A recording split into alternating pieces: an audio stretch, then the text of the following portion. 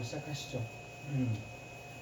자, 우리가 이제 이번 단원에서 2차 방정식이라는 것을 공부를 할 겁니다. 저번 시간에 우리가 인수분해를 공부했었죠. 그리고 인수분해를 공부하면서 얘들아, 우리가 이제 이번 단원에서 인수분해 단원에서 무엇을 제대로 공부를 해야 나중에 2차 방정식을 공부하는데 어려움이 없을 것이야 라고 얘기했었던 부분이 있었어요. 그게 뭐였지?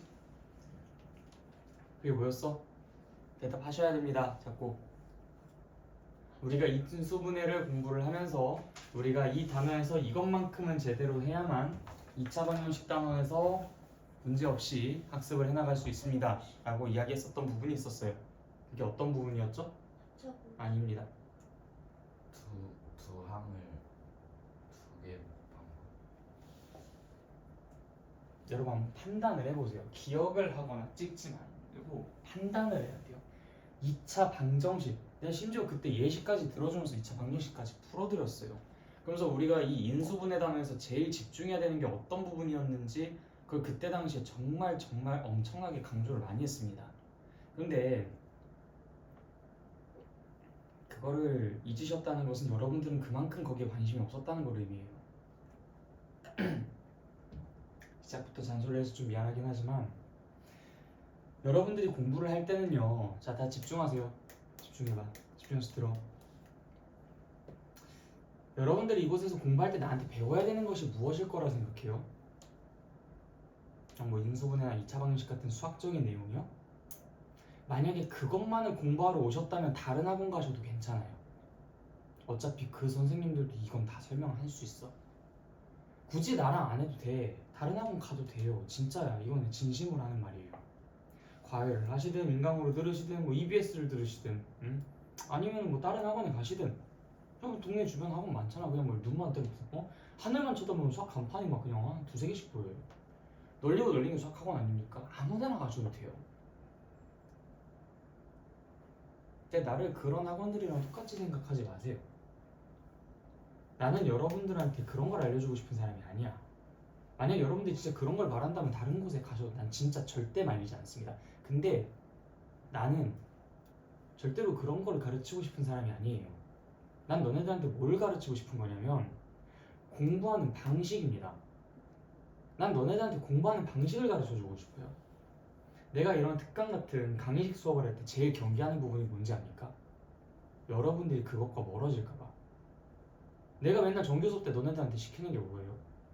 내가 정말 너무할 정도로, 정말 원망스러울 정도로 너네들한테 도움을 안 주죠. 자꾸 내가 뭘 시켜요? 자, 혼자 공부해봐. 모르는 거 있으면 질문해봐. 모르는 거 가져가서 나한테 물어봐도 내가 너네들한테 뭐 합니까? 전 처음부터 끝까지 막 다 설명해줘요? 아니야. 나 너네들한테 질문해요, 되려.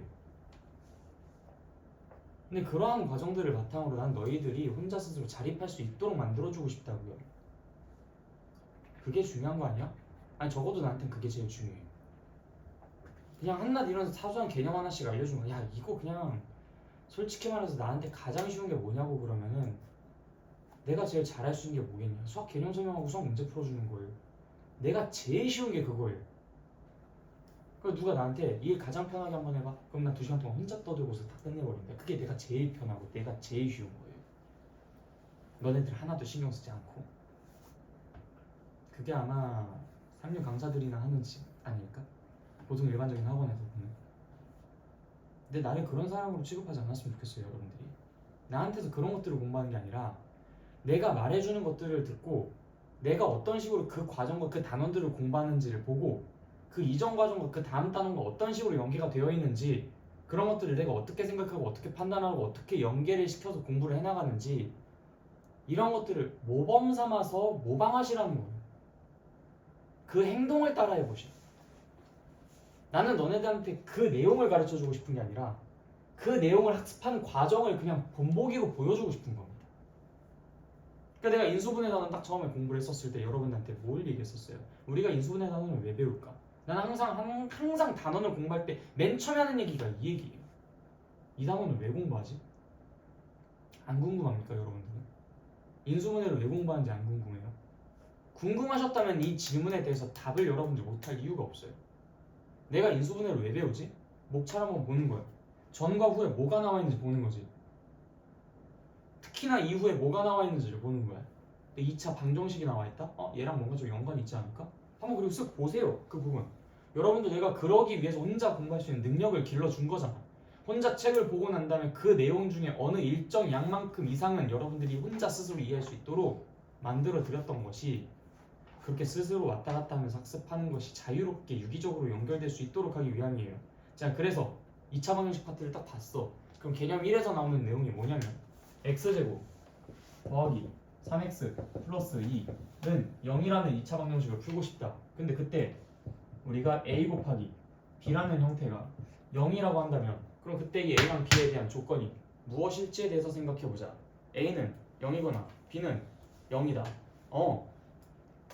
그렇다면은 우리가 지금 이 아이를 내가 만약에 뭐 곱하기 뭐는 0의 꼴로 1차식 곱하기 1차식을 0의 꼴로 만들어 줄 수만 있다면 얘가 0이거나 얘가 0이거나 둘 중에 하나가 0이다 라는 그 아이디어를 이용해 이 2차 방정식을 풀 수 있겠다 라고 생각하며 인수분해를 하는 게 2차 방정식의 풀이에 거의 주된 전략이 될 것이겠구나. 그러니까 2차 방정식 전에 우리가 인수분해를 공부를 하게 되는 것이고, 그 중에서 유난히 내가 공을 들여야 할 부분은 다음과 같은 2차식을 1차식 곱하기 1차식의 꼴로 인수분해하는 것에 정말 지극히 많은 정성을 들이며 공을 들이며 그것만큼은 내가 절대로 이해하지 못한 채로 2차 방정식을 들여다봐선 안 되겠구나. 적어도 이런 생각은 해주셔야 되는 거 아닙니까? 내가 그래서 오죽하면 특강 때도 이 얘기를 내가 직접 먼저 꺼냈어요. 원래 여러분들이 스스로 해야 되는 생각을 내가 원래 직접 먼저 안 꺼내는데 내가 직접 꺼내드렸다고요.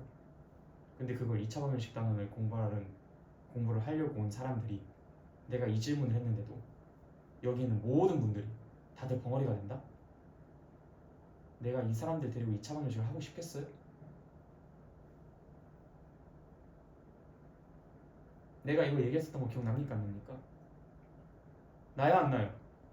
나잖아요. 나는 이걸 이렇게 중요하게 생각하는데 여러분들은 이걸 이렇게 중요하게 생각하지 않았다는 겁니다. 심지어 내가 각 정규 수업 때도 뭐 몇몇 분들은 못 들으셨을 수도 있지만 내가 그때마다 여러분들 인수분해 공부할 때마다 우리가 인수분해에서 특히나 2차식을 인수분해하는 게 유난히 중요해. 우리 나중에 2차 방정식을 풀 때 그거를 할 거야. 2차식을 인수분해하는 것만큼은 꼭 특강 전까지 제대로 익혀두고 오십시오. 얘기 들으신 분 있으시죠? 그럼에도 불구하고 지금 대답을 못한다는 게 내가 얼마나 한탄스러운지 모릅니다. 단지 그 내용을 기억하지 못해서? 아니, 그게 중요한 줄 여전히 모르고 있어서. 내 학생이라고 할 만하지 않아요. 그를 내 학생이 아닌 겁니다. 그냥 일반 평범한 동네 학원에서 공부하는 사람들이랑 뭐가 달라요? 지금 이 모습이. 인수분해로 공부를 했는데 인수분해를 왜 공부하는지 모르는 그러한 사람들이 어떻게 나랑 똑같은 공부에서 똑같은 공부를 하고 있는 사람들이라고 할 수 있겠습니까? 난 적어도 그 정체성만큼 깨지지 않았으면 좋겠어요. 나 여러분한테 유일하게 바라는 게 그겁니다. 공부를 제대로 하자. 공부할 줄 아는 상태로 공부하자. 그냥 맨땅에 헤딩한다고 해서 전부 다 될 거 아닙니다. 그럼 누구나 다 수학을 잘했겠죠. 그런데 왜 남들이 다 12년 동안 공부 직살나게 해가지고 보는 인생의 가장 마지막 시험, 학생으로서의 그 수능 시험을 왜 다들 개판으로 보는지 조금만 생각한다면 아마 여러분들도 충분히 지금 이 말에 공감하실 수 있습니다. 수학은요, 대부분의 사람들이 잘하는 게 아니라 대부분의 사람들이 못해요. 그렇다는 얘기는 대부분의 사람들이 쓰는 그 전략은 옳지 못하다는 거야. 대부분의 사람들이 행동하는 것처럼 행동하면 적어도 반이라도 갈 거라고 인생을 살면서 어느 정도 여러분들은 생각을 하고 계실지도 모르는데, 적어도 수학에서만큼은 남들이 하는 만큼 남들이 하는 대로, 대부분의 사람들이 하는 대로 따라가면요 그냥 나락 지옥행입니다. 데이터가 보여주고 있잖아요. 약 70% 학생들이 수학을 포기한다는 걸. 그 70%는 소수가 아니라 대부분입니다. 다들 잘 아시겠지만. 아시겠어요? 적어도 여러분들이 잘하는 것이 아니라 적어도 버티고 싶다면 제대로 하셔야 됩니다. 버티기 위해서 제대로 하는 거예요. 거기서 더 열심히 더 많은 열과성을 들이셔야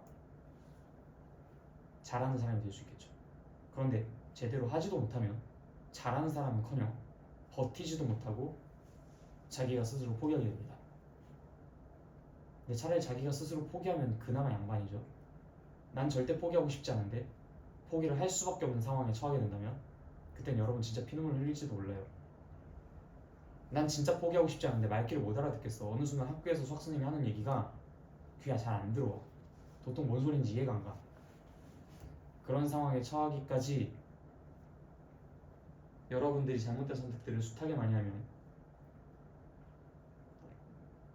나도 모르는 사이에 그런 상황이 만들어진다고요. 그러니까 절대로 그러지 마세요.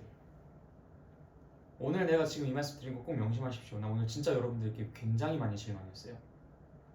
2차 방정식을 공부를 하러 오시는 사람들이 2차식을 인수분해하는 것이 중요하다는 생각을 전혀 하지도 않은 채로 그냥 무책임하게 이곳에 자리했다는 것이 난 매우 실망이니까 여러분들도 지금 이걸 가지고 뼈저리게 반성하고 다음부터 절대로 이런 무책임한 모습을 보여주지 않도록 하십시오. 무슨 말인지 알겠어요? 내가 제일 질색하는 게 이런 모습이야. 내가 가르친 사람과 남이 가르친 사람이 똑같은 모습을 갖고 있다. 난 이것만큼 내 스스로 수치스러운 건 없다고 생각해요. 나 지금 굉장히 부끄럽고 굉장히 쪽팔려. 내가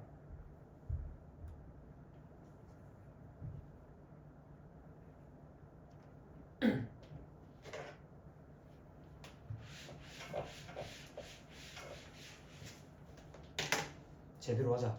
잘하진 않아도 괜찮으니까. 자, 2차 방정식 설명하겠습니다.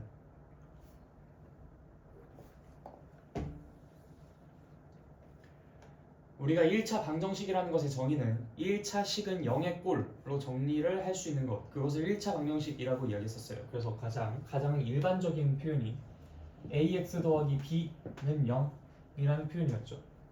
물론 이건 적절하게 이제 이항을 해서 이러한 형태로 정리할 수 있는 그 모든 것들을 단 여기서 a는 0이 되지 않을 것이라는 그 조건 하에 이런 형태로 되는 모든 방정식들을 우리가 1차 방정식이라고 이야기를 했었죠. 그래서 뭐 2x 더하기 3은 0이라든지 3x-5는 7이라든지 뭐 2x 플러스 3은 5x-3이라든지 이 모든 것들은 우리가 1차 방정식이라고 이야기를 했었습니다. 이때 2차항이 있어서는 안 됐었고요. 만약에 정말 양변에 2차항이 있다면 그들의 개수는 서로 똑같아서 이항을 했을 때 지들끼리 서로 없어질 운명에 처해져 있으면 그것까지는 허용이 가능하다 라고 이야기를 했었던 기억이 있을 겁니다. 그럼 2차식도 역시 마찬가지 아니에요? 2차 방정식도 역시 마찬가지 아니겠어요? 당연히 2차식은 0의 꼴로 정리가 될 수 있는 단 a는 0이 되지 않을 것, 즉 2차항이 반드시 있을 것, 그리고 2차항끼리 서로 계산되어서 없어지지도 않을 것, 그 조건을 만족시키는 2차식은 0의 꼴로 만들어질 수 있는 그러한 방정식을 우리가 전부 2차 방정식이라고 이야기할 수 있습니다. 그럼 당연하게도 x제곱 플러스 2x 플러스 1은 0이라든지 3x제곱 마이너스 4x 플러스 5는 0이라든지 뭐 등등 그러한 것들을 우리가 2차 방정식이라고 이야기할 수 있죠. 뭐 3차항이 있어도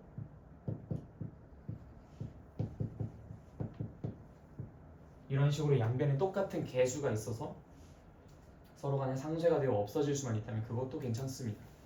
즉 이 꼴로 만들어 줄 수 있기만 하면 돼요.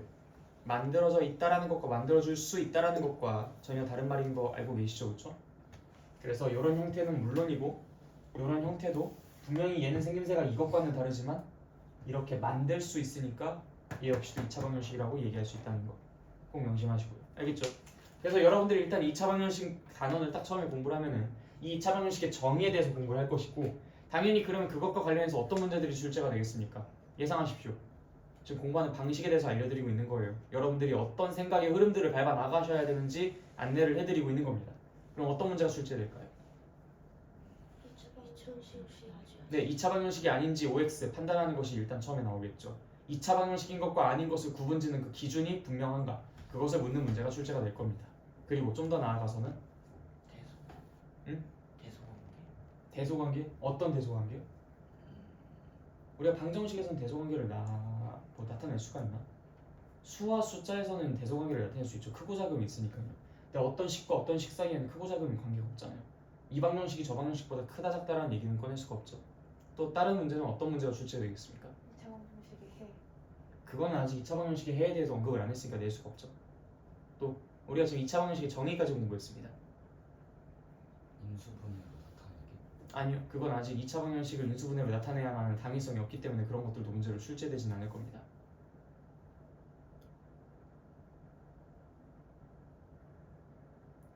미정계수를 갖다 박아놓고서 다음이 2차 방정식이 되도록 하기 위한 그 a의 값으로 적절한 것이 무엇입니까? 이런 것들 내지 않겠습니까? 예를 들어서 ax 세제곱 더하기 2x제곱 플러스 5는 x 세제곱, 다음이 2차 방정식이 되도록 하기 위한 a의 조건은? 예상되십니까? 이런 것들을 하나하나 여러분들이 예상해 가시면서 공부를 하셔야 돼요. 이게 이 개념과 서로 소통을 하는 겁니다. 그런 상태로 여러분들이 문제를 봐봐요. 얼마나 반가운지 모를 겁니다. 너네들이 이미 예상했잖아요. 그리고 이미 준비를 했잖아. 마음의 준비도 하고 내가 그러한 것들을 미리 생각해보면서 그 문제 푸는 그 과정들도 한 번쯤은 밟아봤겠죠. 그런 상태로 그 문제를 딱 마주해봐요. 얼마나 반갑겠습니까? 그런 식으로 소통을 하면서 공부를 하는 거예요. 그래서 내가 어떤 정의를 공부했다? 그럼 정의에 입각한 문제들을 분명히 출제하겠다. 2차 방정식인 것과 아닌 것을 구분 짓는 것, 2차 방정식이 되기 위한 조건에 대해서 묻는 것, 이런 문제들은 그냥 거의 기정사실이죠. 자, 그래서 한번 그 옆에 있는 문제 보실래요? 2차 방정식의 오른쪽 문제. 다음 중에 x에 대한 2차 방정식인 것을 모두 고르시오. 당연히 나오죠, 그렇죠? 맞습니까? 표현 바꾸기 한번 보실래요?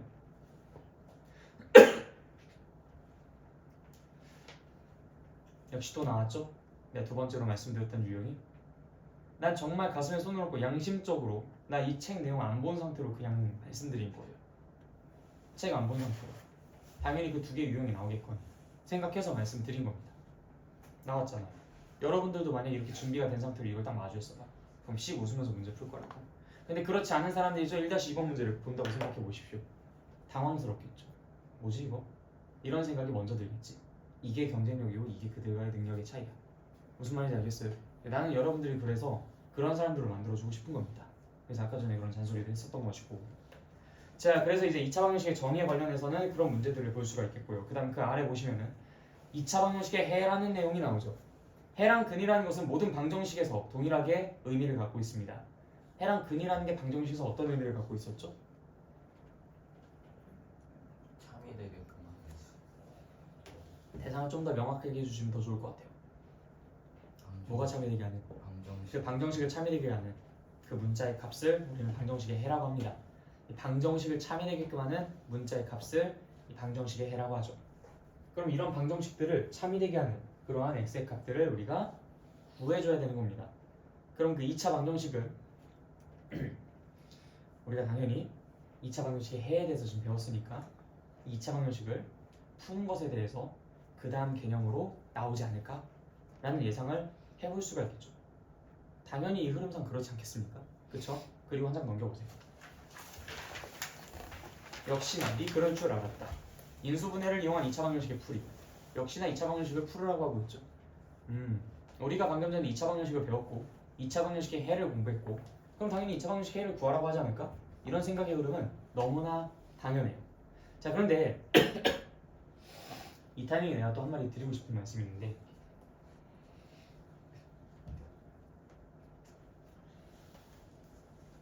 혹시 여기에서 나 국어 잘 못한다 하는 사람 있어요? 아니, 나 국어 되게 잘한다. 그러고서 손을 못 드나?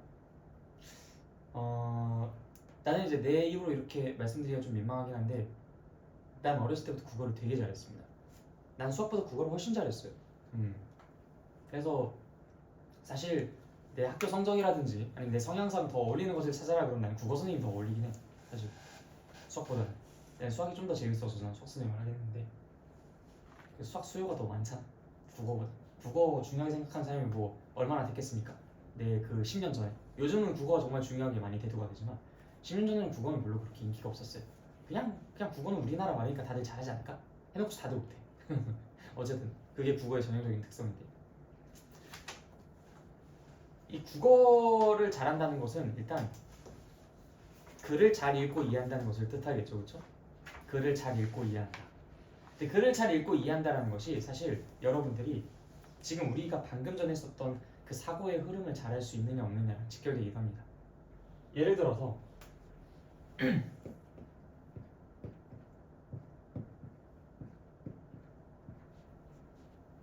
네 문단으로 구성된 들어서 뭘 한번 얘기해볼까? 주제 아무거나 한번 떠올려보자.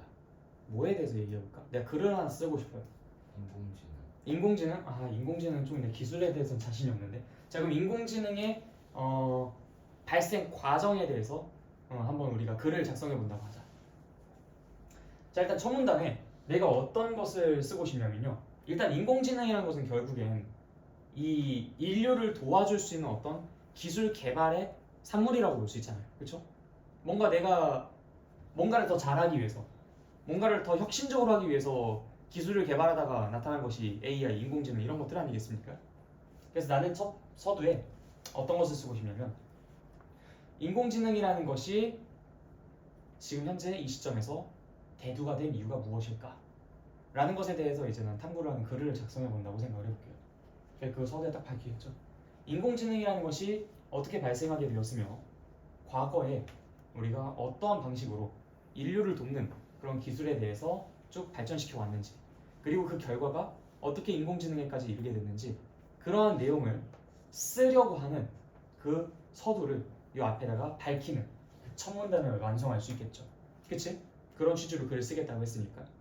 자, 그리고 내가 이 글 말미에 무슨 문장을 썼냐면, 그렇다면 과거에는 지금 현재 이 인공지능에 해당하는 그 기술에 어떤 그 대응하는 것은 과거엔 어떤 것들이 있었을까? 라는 것으로 이 문장을 마무리 지었다고 해보자. 자, 그 다음에 딱 끊을게요. 그 다음 문단으로 나올 것으로 가장 적절한 내용은 무엇일 거라고 생각합니까? 과거의 인공지능에 대한 좀 과거에는 인공지능이라는 것 자체가 없었죠. 무슨 내용이 나오겠습니까? 과거에는, 자, 내가 방금 전에 무슨 말했는지 잘 봐봐. 지금 현재의 인공지능에 대응하는 과거에 인간을 이롭게 했었던 그런 여러 가지 혁신적인 기술들은 무엇이 있었을까? 라는 걸로 마지막 문장이 마무리됐다고 하자. 그럼 두 번째 문단에서 나올 만한 가장 적절한 내용으로 옳은 것은 무엇일까요? 뭐라고 생각합니까? 과거의 혁신적인 네, 과거의 혁신적인 어떤 기술들에 대해서 이야기들이 나왔었겠죠. 뭐 그건 정말 다양하게 많을 거예요. 뭐 예를 들어서 나 지금 뭐 딱 문득 생각나는 게 도르래라는 것들도 있죠. 우리가 무거운 물건을 잘 들 수 있도록 도움을 주는 도르래라는 그런 어떤 기술도 있을 것이고요. 저 그건 인공지능 좀 거리가 먼데요. 그치, 인공지능은 과거엔 없었으니까 자기 혼자서 뭔가를 하는 건 없었을 거 아니야. 근데 인간을 이롭게 하는 기술의 산물로서 인공지능이라는 것을 우리가 이야기를 하고 싶다면, 그럼 과거에 인간을 이롭게 하는 여러 가지 기술들도 인공지능의 가장 원시적인 버전이라고도 얘기를 할 수 있잖아. 그러한 방향으로 우리가 글을 작성하고 있는 입장인데, 그리고 마지막 문장에서 과거에는 과연 어떤 것들이 인간을 이롭게 하는 기술의 산물들이 있었을까에 대해서 딱 마지막 끝났으니까 당연히 두 번째 문단으로서 가장 적절한 것들은 그러한 과거에 인간을 이롭게 했었던 여러 가지 기술들에 대한 이야기, 예시 이런 것들이 쭉쭉쭉 나올 거예요. 근데 두 번째 문단에서 그리고 그 이후에는 어떠한 것들이 있었을까? 라는 것들로 또 마무리 지었다고 하자. 그럼 3문단은 어떤 내용들이 구성이 될 것 같아요? 당연히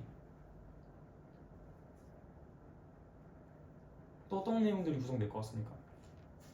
당연하잖아요. 두 번째 문단에서 그러면 후대는 또 다른 어떠한 것들이 인간을 이롭게 했을까? 어떤 기술 개발들이 일어났을까? 그러한 것들이 어떻게 혁신적으로 이 개발이 되었을까? 어떤 내용들이 나오겠습니까? 자유롭게. 인간을 편하게 해주는 기술. 근데 그냥 단지 그렇게만? 후대라는 말을 썼죠. 그리고 더 이롭게 하는 이라는 말을 썼죠. 그럼 미래에도 우리에게 도움을 줄 수 있을 것들은 완전히 미래요? 진짜 그렇게까지 넘어간다고요? 지금?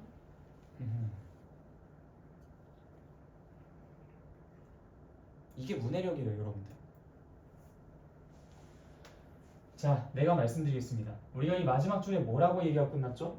과거에는 그럼 어떤 것들이 인간을 이롭게 하는 기술의 산물들이 있었을까? 라고 하고서 끝났죠. 그래서 이제 내가 이 두 번째 문단에 도르래 같은 거 있지 않냐? 인간이 무거운 것을 딱 들기 위해서 이렇게 해서 드는 것보다 이렇게 해서 끌어당기는 게 훨씬 더 편하거든요.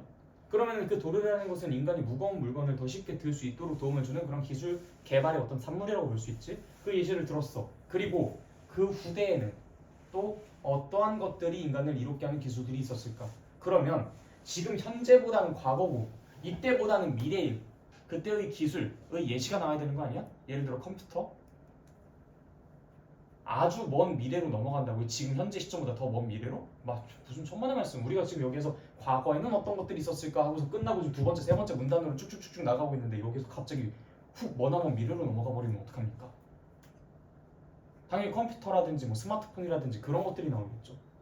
그리고 마지막에 그런데 이제 그러한 것들을 바탕으로 우리가 더욱더 많은 것들을 할 수 있도록 하기 위한 더욱더 다양한 더욱더 이제 큰 세계로 나아갈 수 있도록 하기 위한 더욱더 많은 사람들과 많은 기술들과 연결이 되어서 인간을 더욱더 풍요롭게 이롭게 할 수 있을 만한 기술 개발의 필요성이 느껴졌기 때문에 우리는 어떤 기술을 개발하게 되었다 하면서 네 번째 문단에서 그래서 탄생한 것이 인공지능이다. 이런 식으로 유기적으로 글들이 연결이 되어야 되지 않겠습니까? 근데 내가 지금 여기에서 여러분들에게 계속 물어봤었던 것이 뭐야? 야 마지막에 그렇게 끝났으면 그 다음으로 나올 문단으로서의 내용이 적절한 것은 무엇이겠어? 야 마지막 줄이 그렇게 끝났으면 그럼 당연히 그 다음 문단으로서 적절한 것은 무엇이겠어? 내가 계속 이런 것들 물어보고 있지. 이게 뭐겠습니까? 이 문단들은요 지들끼리 서로 독립적으로 구성되어 있는 개별적인 객체가 아니에요. 글을 쓴다는 것은요 이 문단들이 서로 간의 유기적인 연결 관계가 갖춰져 있어야 되는 겁니다. 여기에 이 내용이 나왔고 그 다음에 여기에서 다음 내용에 어떠한 것을 말할 것인지 얘가 마지막 말미에 우리에게 힌트를 줍니다. 아니면 이 중간 부분에서라든지 그런 것들에 전혀 관심이 없는 상태로 그 다음 글을 읽어나가면요 여러분들은 이 글을 텍스트로 기억하려고만 해요. 그러니까 당연히 이 글들에 관한 문제들로 뭐 예를 들어 다음 중 옳지 않은 것은 다음 중 옳은 것은 무엇입니까? 보기의 내용과 관련지어서 생각했을 때 이 지문의 내용 중 어쩌저쩌고 분석한 결과로 어쩌저쩌고 다음 글의 주제는 어쩌저쩌고 이 모든 문제들을 다 어려워하는 겁니다. 글을 못 읽으니까 글을 읽을 줄 모르니까 이 논리 구조 자체에 대한 이해와 공감이 없잖아요. 다음에 무슨 내용들이 나올지 모르는 상태로 그냥 글 텍스트만 읽고 있는데 어떻게 그런 사람들이 이 글들을 잘 이해를 할 수 있겠습니까? 이 글은 그 하나의 이 글을 관통하는 큰 뼈대가 있어요. 그 뼈대라는 건 이 사람이 이 글을 쓰기 위해 어떤 생각을 갖고서 어떠한 내용들을 작성하고자 이 글을 썼는지에 대한 목적이 뼈대입니다. 이 목적을 바탕으로 살을 붙인 결과물들이 이런 문단일 거예요. 그럼 여러분들이 이런 글들을 쭉 읽어 나갈 때 당연히 이 문단의 주제가 그 다음 문단으로 어떻게 연결될 것인지 매 순간 실시간 계속 생각하고 판단해 가면서 그 논리적인 과정, 당위성 이것들을 생각하며 예측해 나가며 소통하며 읽어 나가야 되지 않겠습니까? 그냥 글자만 읽는 사람들이 맨날 하는 얘기가 뭐냐면 글이 너무 길어서 기억이 잘 안 나요. 그 사람들이 공부하는 그 모습을 거기서 엿볼 수 있는 거예요. 기억하려고 하니까 기억이 안 나지. 우리가 뉴스 기사 같은 거 읽거나 그렇게 막 볼 때 뭐 그런 것도 막 기억하려고 합니까? 뭐 책 같은 거 막 이렇게 우리가 흥미롭게 읽으려고 하는 그런 책 같은 거 읽을 때 그 책의 내용들을 다 기억하고 외우려고 하면서 그 책을 읽어요? 아니잖아요. 이해하고 공감하고 이미지화 시키고 당연하다 생각하고 소통을 하며 그런 것들을 읽어 나가지 않습니까? 심지어 만화책을 본다 하는 것도 말이야. 근데 그게 안 된다는 거니까. 근데 지금 그게 이 수학을 공부할 때랑 똑같습니다. 2차 방정식의 정의 공부했죠? 당연히 2차 방정식의 해에 대해서 얘기 나오겠죠. 2차 방정식의 해에 대해서 얘기했어? 당연히 그 해 구하라고 하겠지. 그럼 해에 대해서 구하는 방법에 대해서 여러 가지들이 있다면 그 여러 가지를 다 복합적으로 설명해 주지 않겠어? 그럼 지금 여기 딱 두 번째 개념 넘어가니까 인수분해를 이용한 2차 방정식의 풀이라고 적혀 있어요. 자 그러면 이것으로부터 여러분들 무슨 뉘앙스를 캐치할 수 있습니까? 해를 구한다. 그냥 해를 구한다? 그럼 표면적인 거예요. 이것으로부터 뭘 눈치챌 수 있어요? 보세요 지금 써져 있는 거. 인수분해를 이용한 2차 방정식의 풀이. 이게 지금 여러분들이 이 글을 읽는 방법과 동일합니다. 이 멘트를 보고서 어떤 것을 보고 어떤 뉘앙스가 느껴져야 돼요. 지금 말했잖아. 인수분해를 이용한 2차 방정식의 풀이라고 되어 있잖아. 여기에 그냥 2차 방정식의 풀이라고 적혀 있지 않잖아. 앞에 인수분해를 이용한 이라는 말이 붙어서 여러분들은 무엇을 예상하는 게 가장 합리적이겠냐고. 인수분해. 아닙니다.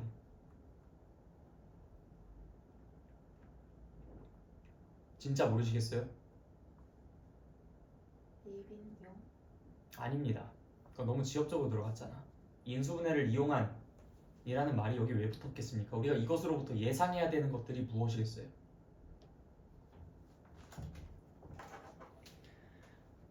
아, 인수분해를 이용하지 않는 또 다른 방법도 있나 보구나.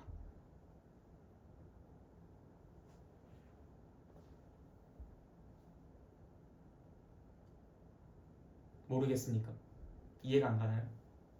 인수분해를 이용하지 않는 또 다른 방법도 있겠구나. 있으니까 이렇게 구분해놨겠지. 이건 인수분해를 이용한 방법이야. 이거는 다른 방법을 이용한 방법이야. 이건 다른 것을 이용한 방법이야. 여러 가지가 있으니까 이걸 딱 특정지어서 그걸 지목해서 얘기를 한 거겠죠. 그래서 여러분들은 이 문장을 보고서 아, 다른 것을 이용한 방법도 있나 보구나 라는 것을 눈치채야 된다고요. 그 눈치가 없으면 수학도 못하고 이것도 못한다고요. 그걸 지금 계속 말씀드리고 있는 거예요. 같다고. 지금 이게 수학을 공부하는 방식과 이걸 공부하는 방식이, 이 글을 읽는 방식이 정확하게 일치한단 말이야. 인수분해를 이용한 방식, 또 다른 걸 이용하는 방식, 또 다른 걸 이용하는 방식, 여러 가지가 있구나. 어떤 상황에 그런 것들을 이용해야 될지 그거를 면밀히 분석하면서 공부를 해야겠구나. 마치 연립방정식을 풀 때 가감법을 이용한 연립방정식의 풀이, 대입법을 이용한 연립방정식의 풀이, 이렇게 두 가지를 배우고 내가 적절한 순간에 적절한 것을 사용을 했듯이 지금 이것도 인수분해를 이용한 2차 방정식의 풀이, 또 다른 무언가를 이용한 2차 방정식의 풀이, 또 다른 무언가를 이용한 2차 방정식의 풀이, 이런 모든 것들이 있다면 얘네들을 각기 어떤 상황 속에서 써먹어야 될지에 대한 판단 기준을 명확히 세우는 것이 내가 지금 이 개념 1을 공부하는데 가장 중요한 포인트가 될 수도 있겠구나. 이 생각을 하고 이 내용을 본 사람과 이 생각을 안 하고서 이 내용을 본 사람과의 차이를 지금 한번 떠올려 보세요. 어떨 것 같냐? 상대가 되겠어요? 상대가 되겠습니까? 그 두 사람이 서로 무슨 라이벌이고 경쟁 관계라고 얘기하기에도 민망할 것 같지 않아요? 다른 사람이 되자고요. 그냥 무턱대고 그냥 맨땅 헤딩하듯이 글자만 읽는 사람들이 되지 말고 논리 전개 과정을 파악할 수 있는 사람이 되자고. 그게 진짜 주체적으로 공부하는 거야. 이걸 알려드리고 싶은 겁니다. 난 항상 이런 것들 알려드리고 싶은 거야. 우리가 이걸 보고서 어떤 생각을 해야 되는가. 아시겠죠? 그래서 인수분해를 이용한 2차 방정식의 풀이라는 것을 보고서 아, 인수분해를 이용하는 거구나. 아, 그리고 다른 방법도 있나 보구나. 아, 그럼 인수분해를 이용한 방법은 언제 쓰는지에 대한 그 판단 기준도 명확히 세워놓을 필요가 있겠구나. 그래서 인수분해를 이용해서 어떻게 푸는지, 인수분해를 이용해서 푸는 문제들은 어떤 것들이 있는지, 이 두 가지가 여기선 핵심 키워드가 되겠구나. 그럼 당연히 문제를 어떻게 출제하겠어요? 다음을 인수분해를 이용한 방식으로 문제를 풀어. 다음은 인수분해를 이용하여 풀 수 있는 문제인가? 뭐 등등 이런 것들이 나올 거라고 예상을 해볼 수 있죠. 이게 맞든 틀리든 상관없어요. 그냥 예상을 해보시라고. 그 자체로 의미가 있는 거니까. 무슨 말인지 알겠습니까? 그래서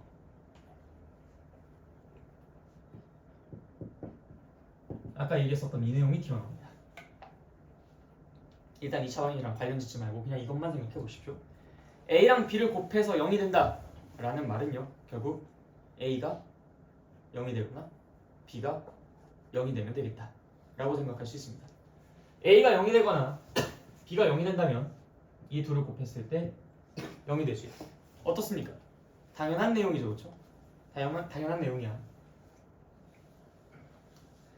그렇다면은 만약에 x 플러스 1 곱하기 x 플러스 2가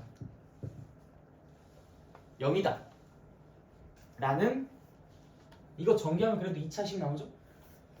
이렇게 애당초 정리가 되어 있었던 2차 방정식을 내가 푼다고 가정을 해보자. 그럼 이때 얘기했었던 것과 똑같이 이 상황에서도 야, 이게 0이거나 이게 0이면 이거 참이지 않을까? 라는 생각에 x 플러스 1이 0이거나 혹은 x 플러스 2가 0인, 즉 x가 얼마고? 마이너스 1이고 혹은 x가 얼마인? 마이너스 2가 되는 그런 순간에 다음이 참이 되겠구나 라고 생각을 할 수 있다고. 그럼 우리는 여기서 한번 깜짝 놀라야 돼. 오케이. 그러면 내가 만약에 어떤 2차 방정식을 다음과 같이 1차식 곱하기 1차식의 형태로 바꿀 수만 있다면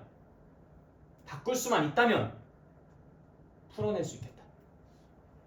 이해됐습니까? 다시 내가 어떤 2차 방정식을 지금처럼 1차식 곱하기 1차식은 0의 꼴로 바꿔줄 수만 있다면 풀 수 있겠구나. 근데 여기서 여러분들 조심하십시오. 여기가 0이었기 때문에 지금 이 원리가 성립이 가능한 거지. 여기가 0이었기 때문에 이 우변을 0으로 안 만들면 지금 여기에서 이거 얘기할 수 있어요?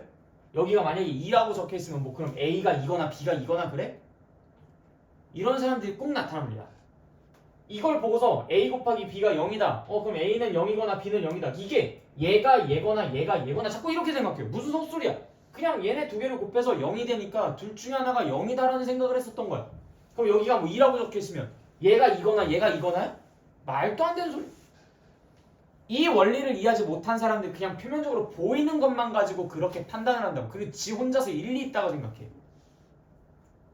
근데 이 원리를 정확히 아는 사람은 그런 것들은 상상조차 할 수 없는 일이죠. 얘네 두 개가 곱해서 3이 된다고 그러면 뭐 얘 또는 얘가 3이야? 그럼 무조건 뭐 3이 돼? 일리 있다고 생각하는 사람과 일리가 없다. 그 말도 안 된다라고 생각하는 사람의 차이, 바로 그것이 능력의 차이. 자, 지금도 역시 마찬가지죠. 그래서 얘가 곱해서 0이 된다라는 꼴로 만들어줘야지. 여기가 괜히 3으로 5로 이렇게 살아있으면 된다 안 된다? 절대 안 된다. 자, 그렇다면 만약에 여기가 0이 아니라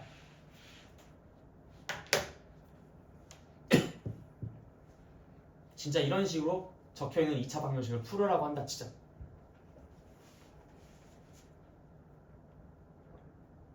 뭐 할 거예요? 제일 먼저 너네들이 해야 되는 행동이 뭐지? 우리 영어 전개. 네, 전개를 하셔야죠. 그리고 난 다음에 네, 이항을 해서 걔를 다시 한번 이런 꼴로 만들어야겠다라는 판단을 내리셔야죠. 당연한 거지, 그치? 그래요. 여러분들이 얘네들을 이해를 했으니까 얘를 어떻게 해야 될지에 대한 판단 기준과 매뉴얼이 스스로 만들어지게 된 거야. 공부를 제대로 하면 하나를 통해서 열을 내주면. 그래서 우리가 얘는 전개하고 이항해서 이렇게 인수분해되는 형태로 만들어줘야겠다라고 생각을 해줄 수 있는 것이지. 다 이해되시죠? 여기까지? 오케이, 좋아. 자, 어쨌든 그래서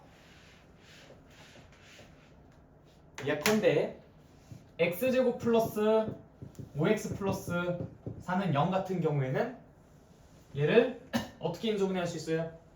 좀 초반이니까 연습을 해볼까? 1, 4 크로스해서 5 만들어지는 거 확인됐죠? 따라서 이렇게 인수분해하라고 했었어. x 플러스 1, x 플러스 4는 0. 혹시 나 이거 잘 아직 인수분해 빠르게 안 된다 그러면 나한테 이따 수업 끝나고 요청하십시오. 내가 따로 연산 프린트 드릴 테니까 자꾸 찾아서 연습하시는 거야. 자, 그래서 내가 이제 얘를 이런 표현으로 바꿨습니다. 자, 그럼 어떻게 돼요 이거? 얘가 0이거나 얘가 0이다라는 걸 이용해서 x는 얼마거나 마이너스 1이거나 x는 얼마다? 마이너스 4다라고 얘기를 해줄 수 있겠다. 어때요? 인수분해를 이용해서 2차 방정식 푸는 거 별로 어렵지 않죠? 여러분들이 여기서 뭐만 잘하면 됩니까? 얘 곱하기 얘는 0의 꼴로 만드는 것만 잘하면 돼요. 그런데 여기가 아까처럼 뭐 3이든 4든 이렇게 우변에 뭔가 숫자가 나와 있는 상태였다면 그럼 어떻게 한다? 바로 주저없이 얘를 다시 풀어버리고 옮기고 다시 인수분해 하시면 됩니다. 무슨 말인지 알겠죠? 얘가 다른 숫자로 남아있는 상태로 우리가 연산을 하거나 해를 구하거나 그럴 수가 있다 없다? 절대로 없다. 오케이? 네, 그거 하나만 좀 명심해 주십시오. 자, 그러면 우리 두 번째 이야기. 그럼 인수분해를 이용해서 2차 방정식을 푸는 상황은 어떤 상황일까요? 어떤 상황들에서 우리가 이렇게 인수분해를 이용해서 2차 방정식을 풀어야 되지? 인수분해가 될 때. 오케이, 정확하게. 인수분해가 될 때. 인수분해가 가능할 때만 우리가 이 방법을 이용할 수 있죠. 그럼 인수분해가 안 되는 상황은 어떤 상황이 있는데?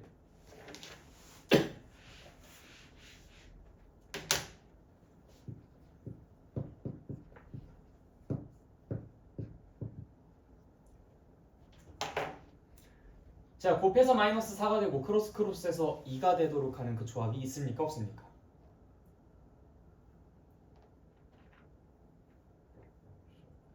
있나요? 없나요? 이거 인수분해 가능합니까? 무엇 곱하기 무엇은 0의 꼴로 표현이 가능한가요? 가능해 안 해? 가능합니까? 안 합니까? 네, 안 하죠. 단 관심 있는 사람만 들으세요. 이것을 우리가 고등학교 과정에서는 인수분해가 안 된다라고 이야기하지 않고 인수분해가 이론적으로는 가능하지만 현실적으로는 하기가 어렵다라고 표현합니다. 그래서 실제로 이 친구는 모 곱하기 모는 0의 꼴로 인수분해를 진짜 맘만 먹으면 할 수는 있어요. 다만 그것이 꽤 복잡한 과정을 따르기 때문에 그냥 현실적으로 하기 어렵다라고 이야기합니다. 근데 우리가 지금 현재 중학교 3학년 과정이니까 그냥 얘는 인수분해가 안 된다라고 이야기를 하기는 해요. 그냥 그렇게 일단은 하고 넘어갑니다. 근데 고등과정에서는 그렇지 않다. 알겠죠? 같이 참고로 알아두십시오. 자, 그럼 이 상황에서는 우리가 이 원리를 적용을 못 시키네? 그쵸? 그래요. 자, 그리고 난 다음에 생각을 해보십시오. 다음 개념에서 뭐 공부할 것 같아요? 벽을 푸는 거. 그래요, 당연한 거죠. 이게 소통이야. 알겠죠? 이게 소통이야. 우리가 인수분해를 이용한 방식대로 문제를 쭉 풀다가 근데 인수분해가 안 되는 2차식도 분명히 있잖아. 이런 것들은 그럼 어떻게 할 건데? 그럼 이런 것들을 푸는 방법에 대해서 얘기가 나오지 않을까? 넘겨보십시오.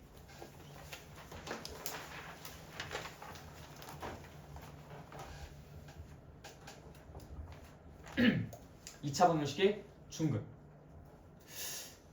당장에는 뭔가 이렇게 딱 나오는 것은 없는 것 같아요.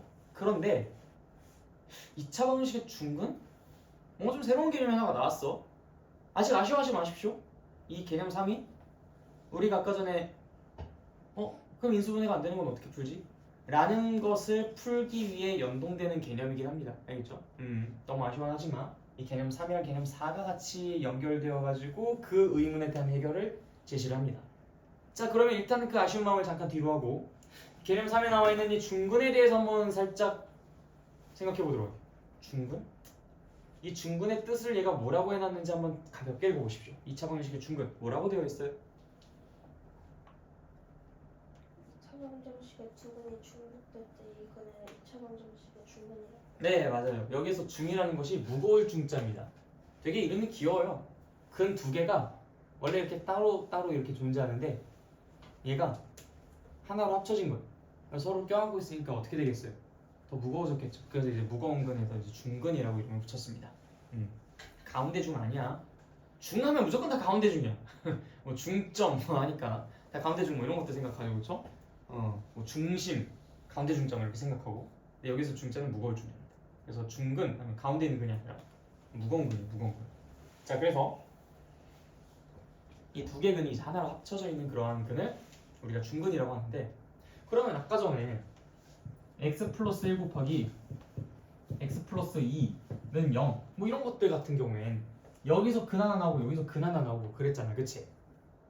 그런데 중근이 뭐라고요? 두 개 근이 중복된 거 하나인 것처럼 보이는 두 개가 어떻게 되는? 서로 같게 되는 그 상황에서 우리가 그 근을 중근이라고 부른다고 하는 것 같잖아. 이 상황에서는 지금 근이 뭐랑 나왔는데 마이너스 1이랑 마이너스 2가 나왔는데 이건 중근을 갖는 상황이 아닌 상황이야. 중근을 갖는 상황이 아닌 상황이야. 아닌 상황인 거잖아, 그치? 그런데 어떻게 인수분해가 되어야 얘가 중근을 갖는 상황이겠어? 잘 생각해봐. 불러봐봐 한번. X 플러스 그렇지, 잘했어. 배우지 않아도 알잖아. 너무 훌륭해. 얘 곱하기 얘는 0이라고 쓰셔야 x는 마이너스 1이거나 x는 마이너스 1입니다. 라고 똑같은 근이 나오겠죠. 그리고 이것을 우리가 간단하게 어떻게 표현해? x 플러스 1의 제곱은 0이라고 표현을 하죠. 그래서 2차 방정식이 중근을 갖도록 하기 위한 조건으로서 어떤 걸 만족시키면 된다? 이렇게? 이걸 뭐라고 불러요 우리가? 완전 제곱식 혹은 완전 제곱꼴이라고 불러요. 완전 제곱꼴로 인수분해가 되는 아이라면 얘는 어떻다? 중근을 가질 것이다. 어떻습니까? 이해되나요? 그래서 많은 사람들이 완전 제곱꼴로 표현이 되면 얘는 중근을 가져, 혹은 중근을 가지면 얘는 완전 제곱꼴로 표현돼야 돼, 이런 식으로 외워. 이거 자꾸 외운다고. 근데 우리가 지금 이 입장에서 한번 생각해보자. 바보 같아 보이지? 그 외우는 그 사람들이 바보 같아 보이지 않습니까? 아니 중근이라는 것이 똑같은 근을 갖게 되면 그럼 그것이 중근이라고 했는데 그럼 똑같은 1차식의 곱으로 인수분해가 되어야 그쪽에서 저쪽에서 나오는 근이 서로 똑같아질 테니 그래야 중근을 갖는 상황이 만들어지지 않겠어? 그러니까 당연히 완전제곱꼴로 표현이 될 수 있는 게 아니 될 수밖에 없는 게 너무나 당연한 거야. 그치? 맞아요? 그래서 이제 얘네들이 중근의 형태를 갖게 된다. 다 이해되시죠? 오케이. 자, 그러니까 이제 여기에서 하나 얘기가 조금만 더 확장이 되었으면 좋겠어. 그렇다면은 애당초 이런 형태로 써져 있는 그러한 방정식에서 얘가 중근을 가질지 안 가질지 그걸 판단하기 위한 좋은 판단 기준은 무엇일까? 항상 매번 이렇게 인수분해를 해야 되는가? 물론 사실 여러분들이 연습하실 때는 당연히 그런 과정들을 매번 거쳐주시는 게 너무나 좋아요. 난 적극 권장드려요. 그런데 좀 그래도 어느 정도 우리가 해보다 보면은 매뉴얼이 또 아예 없으면 또 그건 또 곤란하잖아. 그치? 효율성에 있어서 좀 문제가 생길 수 있으니까. 그래서 그 매뉴얼에 대해서 우리가 조금 이야기를 하고 가자라는 거야.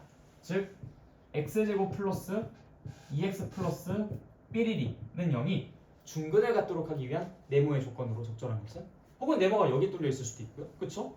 자, 그런 문제를 한번 풀어보도록 하자. 그럼 얘가 결국 어떻게 되도록 하는 조건을 구하는 것과 똑같아? 완전 제곱꼴이 되도록 하는 조건과 똑같은 거야. 즉 a 플러스 b의 제곱의 꼴로 만들어질 수 있도록 하는 조건과 똑같은 거라고. 근데 지금 여기가 x제곱이잖아. 그럼 당연히 얘는 뭐의 제곱의 꼴이겠어? x 플러스 모시기의 제곱의 꼴이지 않겠습니까? 그쵸? 그러면 여기에 써져 있는 이 플러스 2라는 것이 2 곱하기 얘 다시 2 곱하기 얘 그게 바로 여기 2x잖아. 그치? 그럼 당연히 여기 들어갈 숫자는 뭐겠어? 1이겠지. 그럼 당연히 여기에 써져 있는 숫자는 이것의 제곱이니까 1이 되겠지. 그치? 그래, 풀 수 있잖아. 너무 쉽지. 그치? 자, 그럼 또 다른 문제 볼까?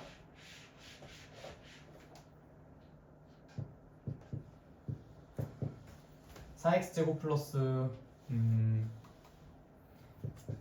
12x 플러스 네모는 0. 다음이 중근을 갖도록 하기 위한 네모에 들어갈 적절한 수는 무엇입니까? 똑같아? 결국 이제 뭐의 제곱은 0이라고 쓰는데? 그렇지. 2x 플러스 삐리리의 제곱은 0이다. 이런 꼴로 써주면 되겠죠? 그래야 이제 여기 4x제곱이라는 거 만들 테니까. 그런데 2 곱하기 얘를 해서 얘가 만들어지는 거잖아. 2 곱하기 얘 뭐야? 그럼 여기 들어갈 게 뭐야? 어떤 숫자야? 그렇지. 잘했어. 그러니까 여기는 뭐가 들어가야 되겠어? 9가 들어가면 되겠지. 그러면은 다음 방정식의 중근을 갖기 위한 네모에 들어갈 수 혹은 a의 값으로 적절한 것은 무엇입니까? 이런 문제들 나오면 다 풀어낼 수 있겠네. 그치? 자, 그럼 다른 데다가 한번 빵꾸를 뚫어볼까? 예를 들어서 9x제곱 플러스 네모 x 플러스 4는 0.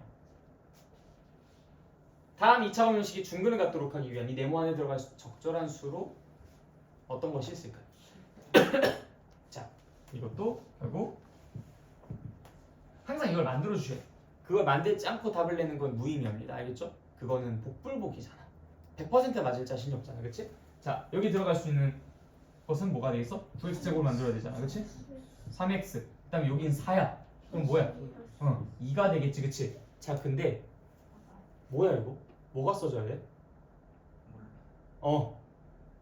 써야만 보여. 그게 안 쓰면 다들 여기다 뭐라고 답 써서 제출하는지 알아? 이것만 답으로 써서 제출해. 그래서 다들 틀리는 거야. 왜? 뭘 고려 안 했어? 얘는 지금 여기가 플러스일 때만 생각해서 쓴 거잖아. 근데 마이너스여도 얘네들 만들 수 있잖아. 그럼 마이너스가 써진다면 2 곱하기 얘 하니까 여기 마이너스 12가 써질 수도 있는 거 아니야? 그래서 여기 네모에다가 적절한 답으로 쓰는 플러스 10이랑 마이너스 10 이렇게 두 개가 있습니다. 그런데 이거를 암산으로만 해버리면은 9x 제곱 4하니까 3x 플러스 2 제곱이고 10이 아닌가? 12x 10 해서 탁 틀린 거죠. 알겠죠? 그래서 꼭 쓰는 게 중요하다. 다 명심하십시오. 쓰는 게 꼭 중요하다. 다 잘하네. 이런 식으로 해서 우리가 이 안에 들어갈 적절한 수를 찾아줄 수 있다는 겁니다. 할 수 있겠죠? 그렇죠? 오케이, 좋아요. 자, 그런데 우리가 요거는 좀 어떨까요? 예를 들어서 x 플러스 1의 제곱이 0이라는 것을 지금 우리가 계속 다루고 있었잖아, 그치? 그런데 왜 이렇게 쓴 거? 얘는 어떻게 하면 좋을까요? 쌤 아까 전에 이거 전개하고 난 다음에 요거 이렇게 딱 이렇게 이항해가지고 그 상태로 다시 그거 뭐야 인수분하고 그럼 된다고 했었잖아요. 맞아. 그렇게 하는 게 원래 원칙적으로 맞아. 근데 있잖아 이걸 한번 이 상태에서 최대한 풀어낼 수 있는 좋은 방법이 없을까를 생각을 해보자. 우리 방금 전에 여기가 0이었을 때는 그냥 얘가 0이거나 이렇게 얘기를 했었잖아, 그치?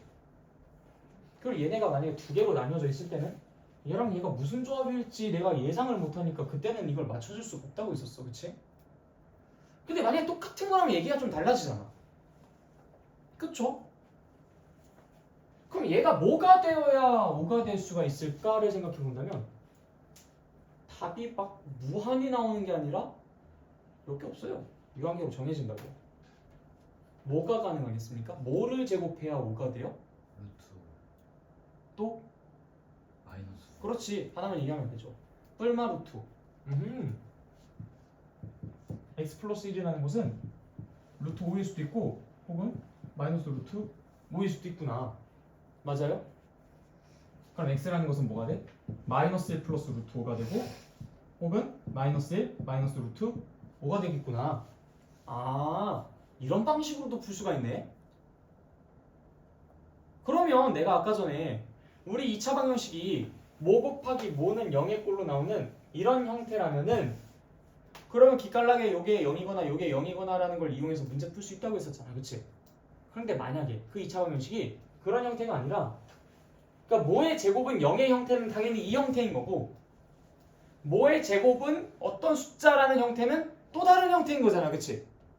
이것이 아까 전에 우리가 얘기했듯이 x 플러스 1 곱하기 x 플러스 3은 5 이렇게 나와 있으면 그건 좀 곤란해. 그거는 내가 얘랑 얘가 각각 어떻게 되어야 이게 5가 나올 수 있는지 그 조합을 찾는 건 정말 힘든 일이고 정말 다양한 조합들이 나올 것 같다라는 생각이 들어요. 뭐 실제로 그런지 안 그런지는 뭐 우리가 정확히 판단을 못 하겠지만 사실 두 개밖에 안 나오긴 합니다만. 근데 지금 여기에서 이런 식으로 뭔가의 제곱은 5라고 나와 있다면 그러면 그때는 내가 얘를 구하는 게 그리 어렵지가 않고 나름 쉽게 구할 수 있겠구나 라는 생각이 들어요. 한 장 넘겨보십시오.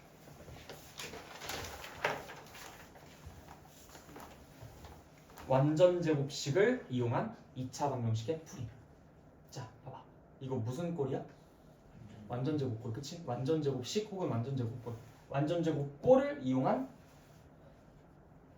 2차 방정식의 풀이. 이것도 하나의 나름대로 존중받을 수 있는 그 방법으로서 우리가 얘기가 될 수가 있는 거겠죠, 그렇죠? 얘는 무슨 방법이었죠? 인수분해를 이용한 방식. 얘는요? 완전 제곱식을 이용한 방식. 그것과 완전히 성격이 좀 달라 보이죠? 그래서 구분을 한 겁니다. 근데 인수분해를 이용한 방식은 좋은 점은 그냥 인수분해만 딱 하면 깔끔하게 끝났어. 생각보다 되게 쉬웠죠, 그렇죠? 되게 쉬워서 좀 깜짝 놀랬지? 근데 얘는 조금 좀 그것보다는 그래도 좀 할 게 많을 것 같아요. 언제나 이렇게 이쁘장하게 정리를 해주는 것도 아닐 거 아닙니까, 그렇죠? 우리가 이렇게 만들어야 되는 상황까지 같이 고려를 한다면 그럼 얘는 얘보다는 조금 더 불편할 것 같기는 해. 그럼 어느 누가 미쳤다고 이걸 냅두고 이걸 쓰나? 그치? 그럼 여러분들이 이제 이 방식을 공부하면서 파악해야 되는 것들은 뭐겠어요? 그럼 언제 내가 이걸 써야 되는 거지? 이걸 생각해 주시면 되는 거겠지, 그치? 맞아요? 항상 이런 식으로 소통이 돼야 돼. 내가 이걸 배웠고 이걸 배웠어. 근데 얘는 쉬운데 되는 데가 있고 안 되는 때가 있어. 근데 얘는 얘보다 어려워. 아니 그럼 못 알았어. 쓸 이유가 없잖아. 근데 배운다는 건 뭔가 이유가 있으니까 쓰겠지, 그치? 그 이유가 뭔지를 찾아보십시오. 여러분들께 지금 미션 드릴게요. 한 5분 정도쯤 시간 드릴 테니까 읽어보고 내가 언제 어떤 상황 속에서 이 방법을 써야 되는지, 이 방법이 갖고 있는 의의와 가치는 무엇인지 그것에 대해서 생각을 해보자.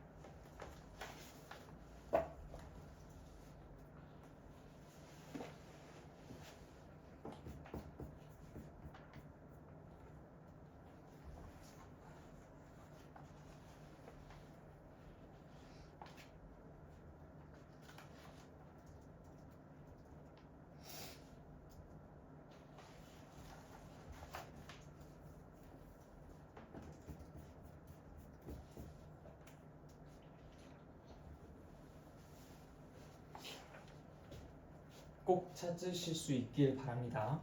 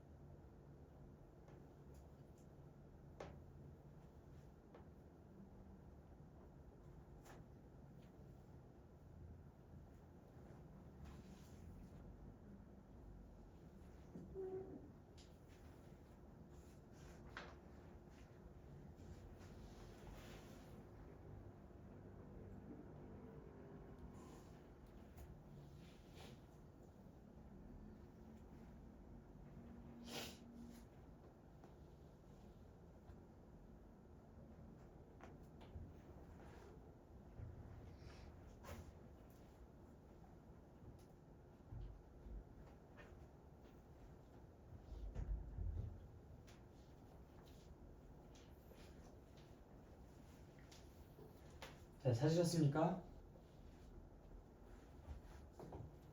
나 알아낸 것 같다. 다른 분은요? 전혀 감이 안 와요?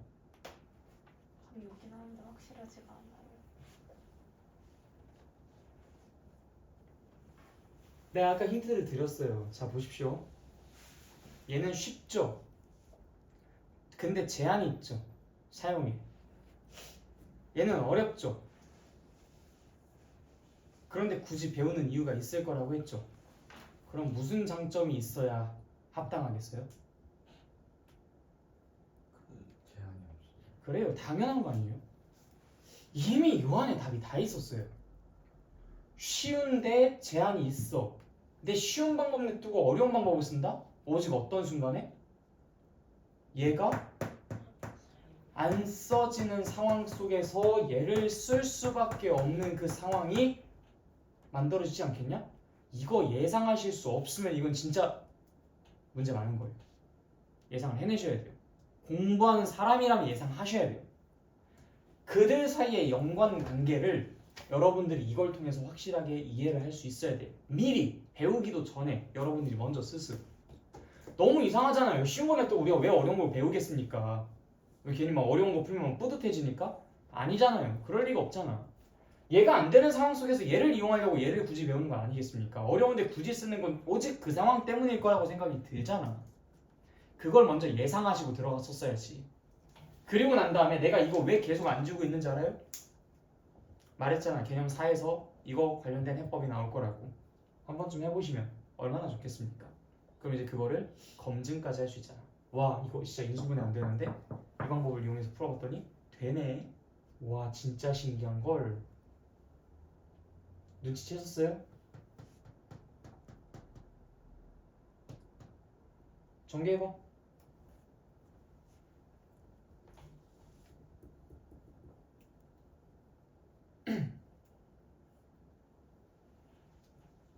쓰면서 좀 해. 쓰면서. 뭐가 나오냐? 밑에 거 전개하니까. 조기 시간. 그래요. 만약에 이거를 발견하지 못하셨다면 최소한의 정성도 없었던 거예요. 이걸 왜 계속 이 선생님은 안 주고 있지? 뭘 얘기하고 싶은 거지?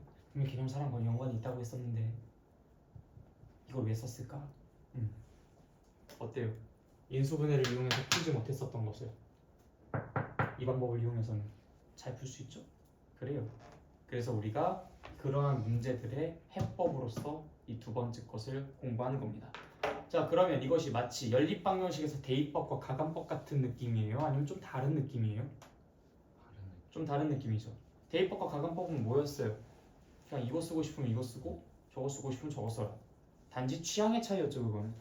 근데 지금 여기에서 인수분해를 이용한 방식과 완전제곱꼴을 이용한 방식은 어떤 느낌이에요? 어떤 느낌입니까? 그냥 나름대로 표현을 해보세요. 나름대로. 인수분해가 안 되면 강제로. 맞습니다. 얘를 먼저 썼다가 왜 쉬운 거니까 야 얘를 먼저 쓰는 바보가 있겠냐? 당연히 얘는 더 어렵잖아요. 이렇게 만드는 것도 어렵고 이렇게 푸는 것도 아무래도 인수분해하는 것보단 더 어려운 것 같아. 더 그냥 복잡해. 시간도 오래 걸리고. 그럼 내가 이창원 딱 마주하자마자 바로 대뜸 이것부터 하는 사람들이 있겠어요? 그럼 바보지. 이 원리 원칙이 없는 사람인 거지. 제일 먼저 뭐부터 이용하려고 생각하겠어? 누구나 다. 그래 먼저 이걸 이용하겠다고 생각을 하는 게 당연한 걸 거야. 그러고 나서 이게 안 되면 씩씩거리면서 이걸 쓰겠지. 그런 관계예요 얘네들은. 이 두 가지의 방식. 무슨 말인지 알겠습니까? 자 다시 처음에 우리가 그 2차원식을 마주하면 뭐부터 먼저 고려한다? 인수분해를 이용한 방식부터 먼저 고려한다. 근데 그게 안 된다면 씩씩거리면서 완전제곱꼴을 이용한 방식을 이용을 한다. 그러면 여기서 그럼 우리는 한 번 더 이 생각을 해주실 수 있어야 됩니다. 그럼 얘도 안 되는 거는 그럼 어떡하지? 그럼 또 다른 방법으로 배우나? 여기에 대해서는 결론이 나와 있지 않으니까 내가 말씀드리겠습니다. 얘가 안 되는 문제는 없습니다. 얘로는 모든 문제를 다 풀 수 있어요. 얘의 가장 큰 장점입니다. 가장 큰 단점은 복잡하다는 거고요. 가장 큰 장점은 안 풀리는 문제가 없다는 겁니다. 얘의 가장 큰 장점은 가장 간단하다는 거예요. 가장 큰 단점은 안 되는 것이 있다는 거고요. 그러면 적절하게 여러분들이 상황에 따라서 맞춰주시면 되겠죠? 그 기준은 뭐다? 인수분해가 되냐 안 되냐의 차이다. 이해됐어요? 자 그러면 이 완전 제곱구를 이용한 이 방식으로 우리가 문제를 좀 몇 개를 풀어볼 건데 그 개념 콕콕에 나와 있는 1번이랑 2번 문제 일단 얘네들을 먼저 쭉 풀어주시고요. 얘네들은 그나마 양반이에요. 그래서 이것이 아닌 또 다른 문제는 내가 지금 프린트를 해서 여러분들께 드리도록 하겠습니다. 그래서 그런 것들을 연습을 하셔야 여러분들이 이따가 우리가 공부할 개념 5의 내용에 대해서 훨씬 더 공감을 하며 공부를 해보실 수 있을 거예요. 지금 개념 콕콕 1번과 2번 문제 풀어보십시오. 혹시 이거 다 푸신 분들은 그 다음 장으로 넘어가서 대표 문제들도 풀어보세요.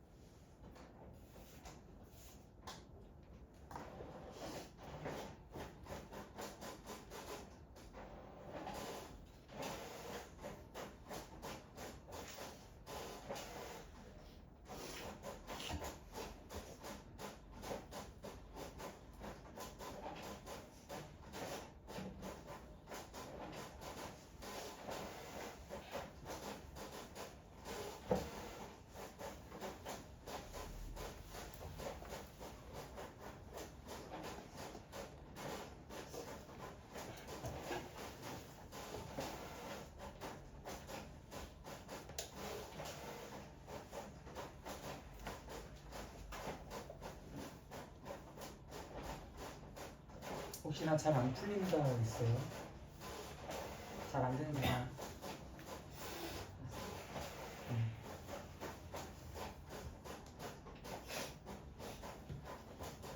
다 되신 분들은 뒤에 있는 문제도 먼저 풀어보셔도 됩니다. 다른 분들 좀 기다리면서.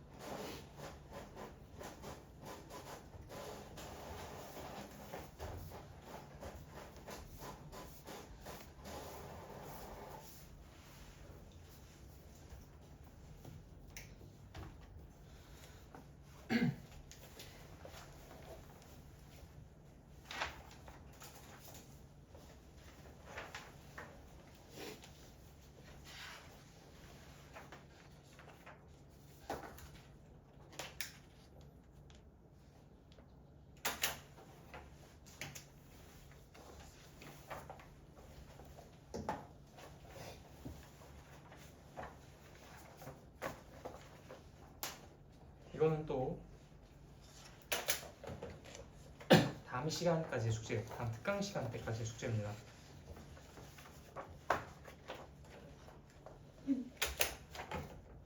그리고 이것만 드리는 게 아니고 하나인가 두 개인가 더 드리니까 그것도 이따 가져가시고. 근데 안 가지고 가면은 다시 나와야 된다, 알겠죠? 꼭 챙겨가세요.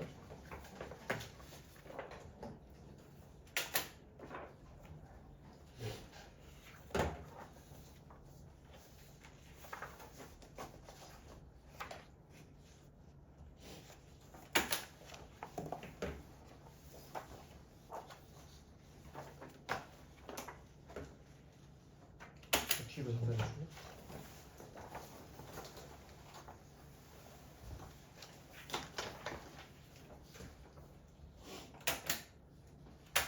뒤로 전달해줘. 자, 여러분들이 지금 받은 이 프린트에서 자 어떤 문제들을 좀 먼저 풀어볼 거냐면요. 일단 4번, 5번, 6번에 있는 세 문제 지금 한번 쭉 더 풀어보자. 4번, 5번, 6번 세 문제 시작.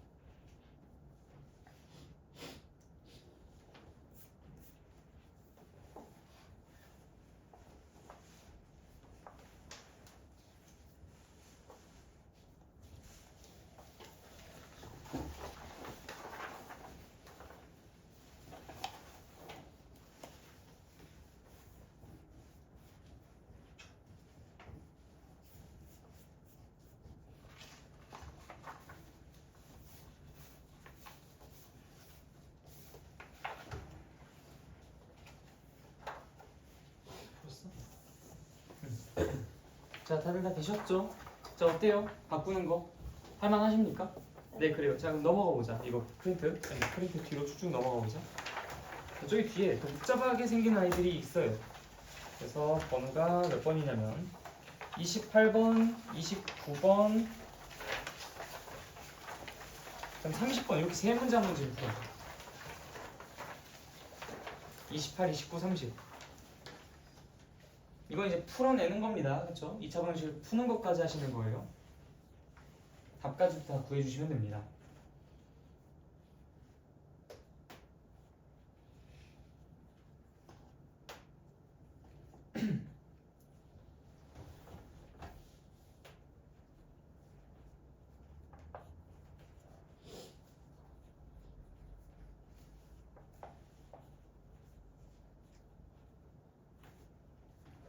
(28, 29, 30)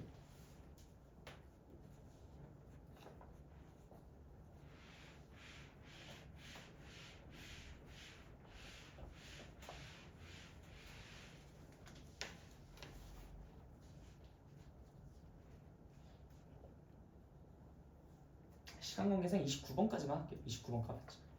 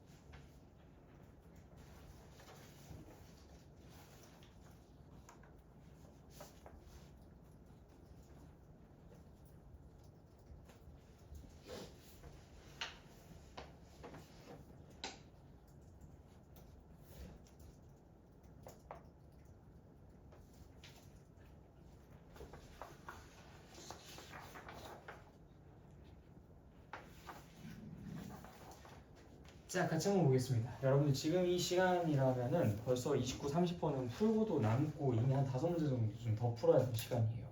자, 그러면 이렇게 시간이 좀 오래 걸리는 이유가 무엇일까? 이게 아마 이 완전 제곱꼴로 바꾸는 데 있어서 정확한 매뉴얼과 기준이 불분명하기 때문에 그럴 겁니다. 고민하는 시간도 좀 있을 것이고 또 그러다가 틀리는 경우도 있고 지웠다 썼다 하니까 이제 시간이 계속 이제 대폭 늘어나겠죠. 그래서 지금 내가 여러분들께 무엇을 소개해 드릴 거냐면 완전 제곱꼴로 바꿔서 문제를 푸는 것을 이제 어떻게 해야 되는지 표준화된 모델을 하나 제시를 해드릴 겁니다. 가능한 여러분들 그렇게 좀 풀어주셨으면 좋겠어요. 내가 생각했을 때 그게 가장 효율적이니까. 자, 29번 문제를 한번 같이 보도록 할게요. 자, 28번 문제요. 두 문제를 같이 보겠습니다. 자, 일단 첫 번째 x제곱 마이너스 12x 플러스 7은 0 이렇게 되어 있죠. 자, 우리가 결국엔 맞냐 근데? 네. 우리가 근데 여기에서 결국엔 뭐의 제곱은 얼마 이런 걸로 바꾸고 싶은 거잖아, 그치? 그러면 뭐의 제곱이라는 걸 만들기 위해서 우리가 가장 관심 있게 살펴봐야 되는 것은 1번, 2번, 3번 얘네들 중에서 누구야? 3번, 2번. 1번, 2번, 3번 중에서 가장 눈여겨봐야 되는 것이 뭐야? 1번 2번 다. 아니야. 1번, 2번. 1, 2번 1, 2번이죠. 우리는 얘네 두 개에 집중을 해야 됩니다. 얘네 두 개를 가지고 만들 수 있는 완전 제곱꼴을 생각해야 돼요. 자, 그러면 당연히 여기는 x가 들어가야 이 친구 만들 수 있겠죠. 2 곱하기 얘 해서 얘를 만들어야 되니까 여긴 마이너스 6이라고 쓴다는 건 너무나 자명한 사실이야, 그치?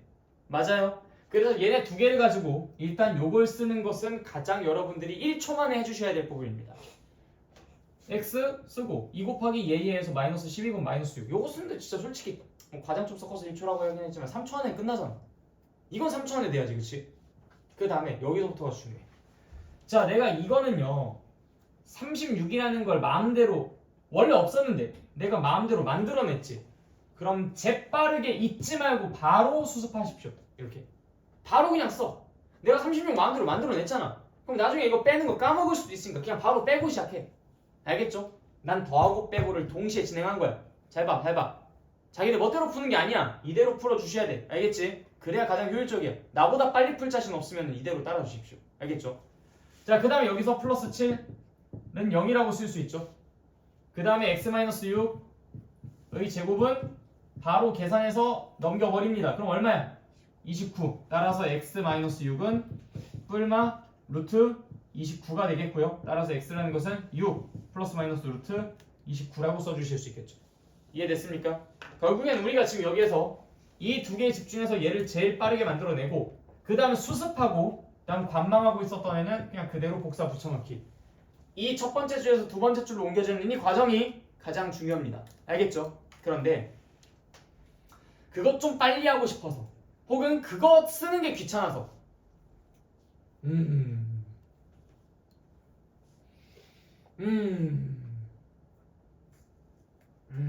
이러고 암산하고 있는 사람이 있어요. 손보다 느린 머리를 갖다가 뭔 암산을 하려고 합니까? 머리로 암산하는 것이 손보다 느리다면 당장 그만두십시오. 그건 암산할 자격이 없는 겁니다. 내가 이걸 빠르게 이렇게 써서 문제를 푸는 것이 머리로 암산하는 것보다 더 정확하고 더 효율적일 거라면 암산 때려쳐. 나중에 여러분들이 손으로 하는 것들이 익숙해진다면 알아서 암산이 될 거야. 그 전까진 절대로 암산하려고 건방 떨지 마세요. 알겠어요? 그래서 내가 쭉 지켜봤는데 누구는 바쁘게 손 움직이는데 누구는 이러고 있어요. 그렇게 해가지고 시간을 막 혼자서 막 30초, 1분 이상 낭비하는 거예요. 가만 보면 그 사람이 제일 늦게 풀고 있어. 이건 능력의 부족의 문제가 아니에요. 능력 부족이 아니라 그거는 그 사람이 귀찮아서 안 쓰는 거예요. 귀찮아서 안 쓰다 보니까 느린 거예요. 그러니까 절대로 그러한 오류를 범하지 않도록. 알겠죠? 암산은 빠른 게 아니야. 암산은 빨리 할 수 있을 때 해야 빠른 거야. 알겠죠? 그냥 암산이라는 것 자체가 빠르다고 생각하지 마십시오. 암산은 어떻게 사용하느냐에 따라서 가장 최고의 전략이 될 수도 있고 가장 최악의 전략이 될 수 있어요. 부정확하면서도 효율도 떨어진다? 절대 쓸 이유가 없는 거죠. 무슨 말인지 알겠죠? 네. 자, 그래서 이러한 것들을 좀 신속하게 다시 한번 복습을 해보자면 바로 x-6의 제곱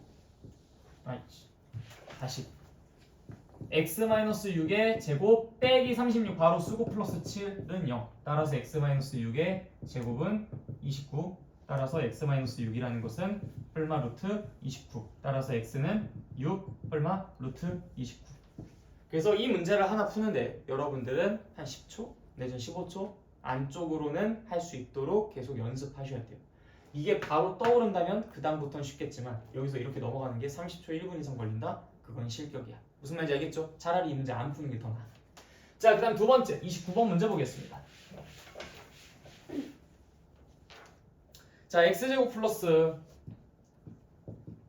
9분의 2x 마이너스 1인가? 네. 마이너스 1은 0이다. 자, 지금도 마찬가지예요. 결국엔 얘가 있잖아. x 플러스 삐리리의 제곱 아닙니까? 자, 근데 2 곱하기 얘 해서 지금 얘 만들어진 거잖아요. 네. 그럼 당연히 여기 뭐라고 써줘야 되겠어? 9분의 그래, 9분의 1 써줘요. 그 다음에 바로 여기 옆에다가 마이너스 81분의 1이라고 쓰시라고요. 고민하지 마. 괜히 여기 딴 데다가 이게 81분의 1이고 이게 81이고 뭐지 이거? 빼는 거였나? 81분의 80인가? 이러고 있지 마. 이렇게 해서 틀리는 거야. 이렇게 해서. 그게 아니라 바로 쓰세요. 안 헷갈리게. 이렇게. 그래야 여러분들이 이거 계산할 때 더욱더 안정적으로 할 수 있지. 마이너스가 이항되니까 그냥 는이라고 쓰고 이렇게 마무리 짓죠. 얼마나 안정감이 있냔 말이야. 이 틀을 꼭 여러분들도 잘 사용해 주셨으면 좋겠어요. 알겠죠? 네. 그래서 내가 마음대로 만들어낸 것이 있으면 재빠르게 바로 오른쪽에다가 수습하고 괜히 이거 나중에 써도 괜찮겠지 나 그냥 이거 빼기 1 이렇게 쓴 다음에 는 하고서 0 이거 된 거 2항 해가지고 플러스 1이라 쓴 다음에 저 뒤에다가 빼기 81분의 1 해야지 하니까 여기다가 1 빼기 81분의 1을 써가지고 또 81분의 80 쓰고 막 그러는 거예요. 그러니까 그러지 마시고 제발 지켜주십시오. 알겠죠? 겸손하게 하는 것이 어쩌면 제일 빠른 길일 수도 있어. 다시 안 푸니까. 알겠죠? 네. 자 어쨌든 그래서 이렇게 두 문제를 우리가 같이 풀어봤고요. 자 근데 이렇게 푸는 과정을 보니까 어떻습니까? 이게 좀 번거롭죠, 그렇죠? 좀 귀찮기도 하고요. 실제로 여기에 있는 이 개수들이 더 우리에게 비협조적이라면 더욱더 힘들 것 같아요. 예를 들어서 3분의 1x제곱 마이너스 8분의 1x 플러스 뭐 7분의 5는 0. 딱 봐도 진짜 풀기 싫게 생겼다, 그렇지? 그렇죠? 그래서 이제 이런 식으로 나왔을 때는 우리가 완전제곱꼴을 이용해서 문제를 푸는 게 상당히 번거롭습니다. 엄청나게 귀찮고요. 집중. 상당히 번거롭고 상당히 귀찮아. 그렇기 때문에 우리가 매번 이렇게 하면서 점점 화가 치밀어 오릅니다. 당연히 누구나 다 그럴 거예요. 누구나 다 화가 치밀어 오를 거예요. 자, 그래서 단순히 화가 치밀어 오를 때 그냥 그 화를 내기만 한 사람들은 뭐 3류겠죠. 근데 이 화가 치밀어 오르니까 아이씨 나 이거 좀 일반화시켜서 뭐 공식처럼 만들든지 뭐 다른 어떤 획기적인 방법을 좀 찾아야겠다 라고 생각하면 이제 그 사람들이 진짜 대단한 사람들인 거겠죠. 그래서 이제 그 사람들이 이 번거로운 과정들을 계속하는 게 너무나 싫고 짜증나가지고 이거를 일반화시킵니다. 즉 한마디로 ax제곱 더하기 bx 더하기 c는 0이라는 이 일반화된 이 2차 방정식을 완전제곱꼴을 이용한 방식대로 문제를 풀어서 해를 구한 거예요. 그리고 그 구한 해를 가지고 내가 이 과정을 반복하진 않아도 거기에다가 이걸 공식화처럼 만들었으니까 적절한 숫자를 대입해서 계산을 한다면 내가 이 과정을 매번 겪지 않아도 그 과정을 거쳐서 구해진 그 결과를 매번 도출해낼 수 있겠다고 생각합니다. 무슨 말인지 알겠지? 마치 어떤 느낌이냐면 내가 예를 들어서 조선시대에 굉장히 이제 막 엄청나게 유명한 소설가야. 유명한 소설가가 아니라 기가 막힌 작품을 하나 썼어. 근데 얘가 초반에는 별로 유명하지 않아가지고 그냥 뭐 매번 글을 써가지고 책을 만들어가지고 사람들한테 판 거야. 근데 매번 이렇게 글 쓰면요 똑같은 소설을 예를 들어 100권을 쓴다고 하면 이미 그것만으로도 정신착란 생길 것 같잖아요. 그렇죠? 똑같은 글을 100번만 써도 그런데 내가 엄청나게 유명해져가지고 뭐 책을 팔아서 돈을 버는 건 좋은데 책을 너무나 많이 팔아서 10,000권을 팔게 되면은 이건 진짜 책 팔다가 정신병자가 될 수도 있어요. 그래서 이제 이 사람이 생각을 한 거야. 매번 책을 쓰는 건 좀 그렇고 차라리 책을 10,000권을 쓸 바에야 그 시간에 조각을 하자. 목판을 만들자. 차라리 조각해가지고 나무를 파가지고 목판을 만드는 거야. 진짜 그게 더 힘들 것 같은데요. 그냥 일단 한번 해보자고요. 내가 뭐 한 10,000,000권을 팔 수도 있잖아요, 그렇지? 조선시대 사람들이 한 500만 명 정도쯤 있었을 것 같긴 한데 1000,000권 어떻게 파나 싶지만 어쨌든 그래서 이제 그렇게 내가 목판을 파는 거야. 목판 열심히 파. 개고생을 하겠지 당연히. 이거 가지고 완전제곱꼴을 이용해서 문제를 푼다는 게 얼마나 생각만 해도 끔찍한 일입니까, 그쵸? 막 A랑 B랑 C가 막 짜증이 나겠지. 그치? 근데 그렇게 한번 내가 파고 나면은 그 다음부터 어떻게 하면 돼? 잉크만 발라서 찍어내고 잉크만 발라서 찍어내고 하면 되잖아. 그렇지? 얼마나 편해. 그러니까 내가 이 정도의 고생은 감수할 만해. 괜찮을 것 같아. 내가 그 다음부터는 편해질 수 있잖아. 그치? 약간 그런 느낌이라고 보시면 됩니다. 무슨 말인지 알겠죠? 그래서 한 번 딱 고생하고 그 다음부터 편해지면 되잖아. 그치?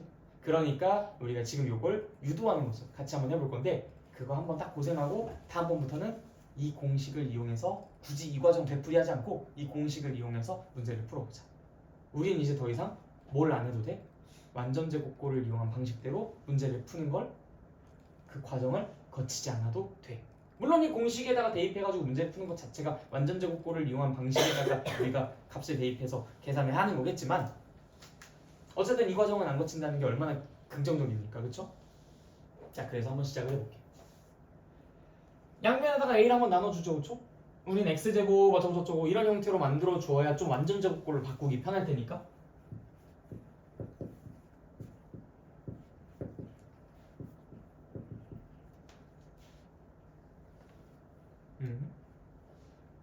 1번, 2번, 3번. 여기서 중요한 게 뭐라고? 1, 2번.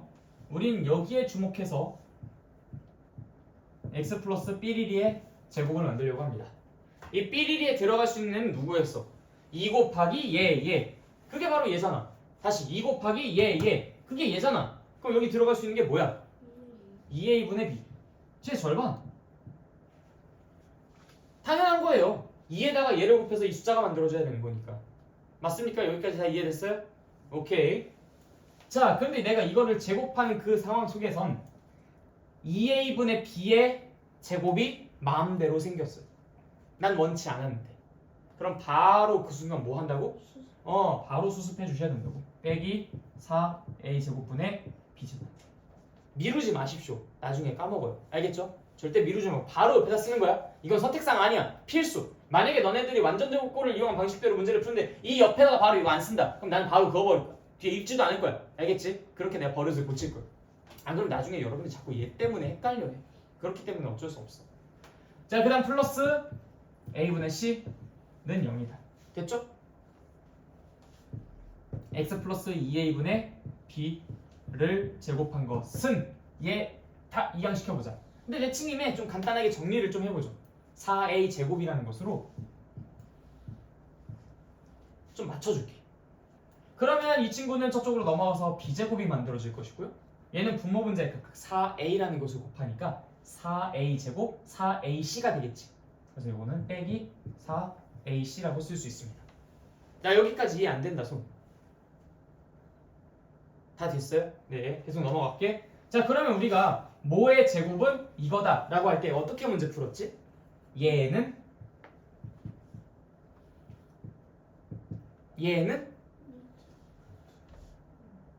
그냥 루트 바로 썼어요? 플러스 마이너스 루트 4a 제곱분의 b 제곱 마이너스 4ac 맞죠? 네. 그럼 x라는 것은요 2a분의 마이너스 b 플러스 마이너스 루트 4a 제곱분의 b 제곱 마이너스 4ac 맞습니까? 자, 근데 여기서 보십시오. 루트 안에 지금 4a 제곱 들어가 있죠? 네. 그럼 이거는 사실 루트 4a 제곱분의 루트 b 제곱 마이너스 4ac 아니야? 네.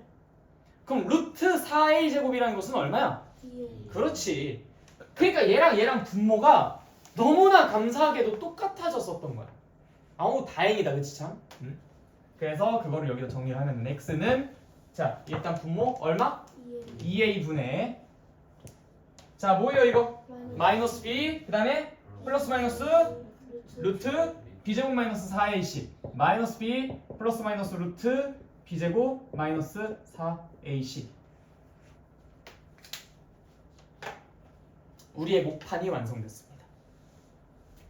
자, 우리의 목판이 완성됐으면 그럼 이제 지금부터는 뭐 하면 되겠어? 이 목판에다가 잉크 발라서 찍어내면 되겠지, 그치?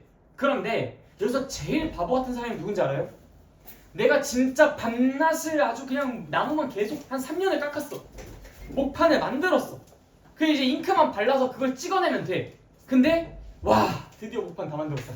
자, 문제 풀어야지. 소설 쓰고 있어. 또 글을 쓰고 있어. 붓을 잡고서.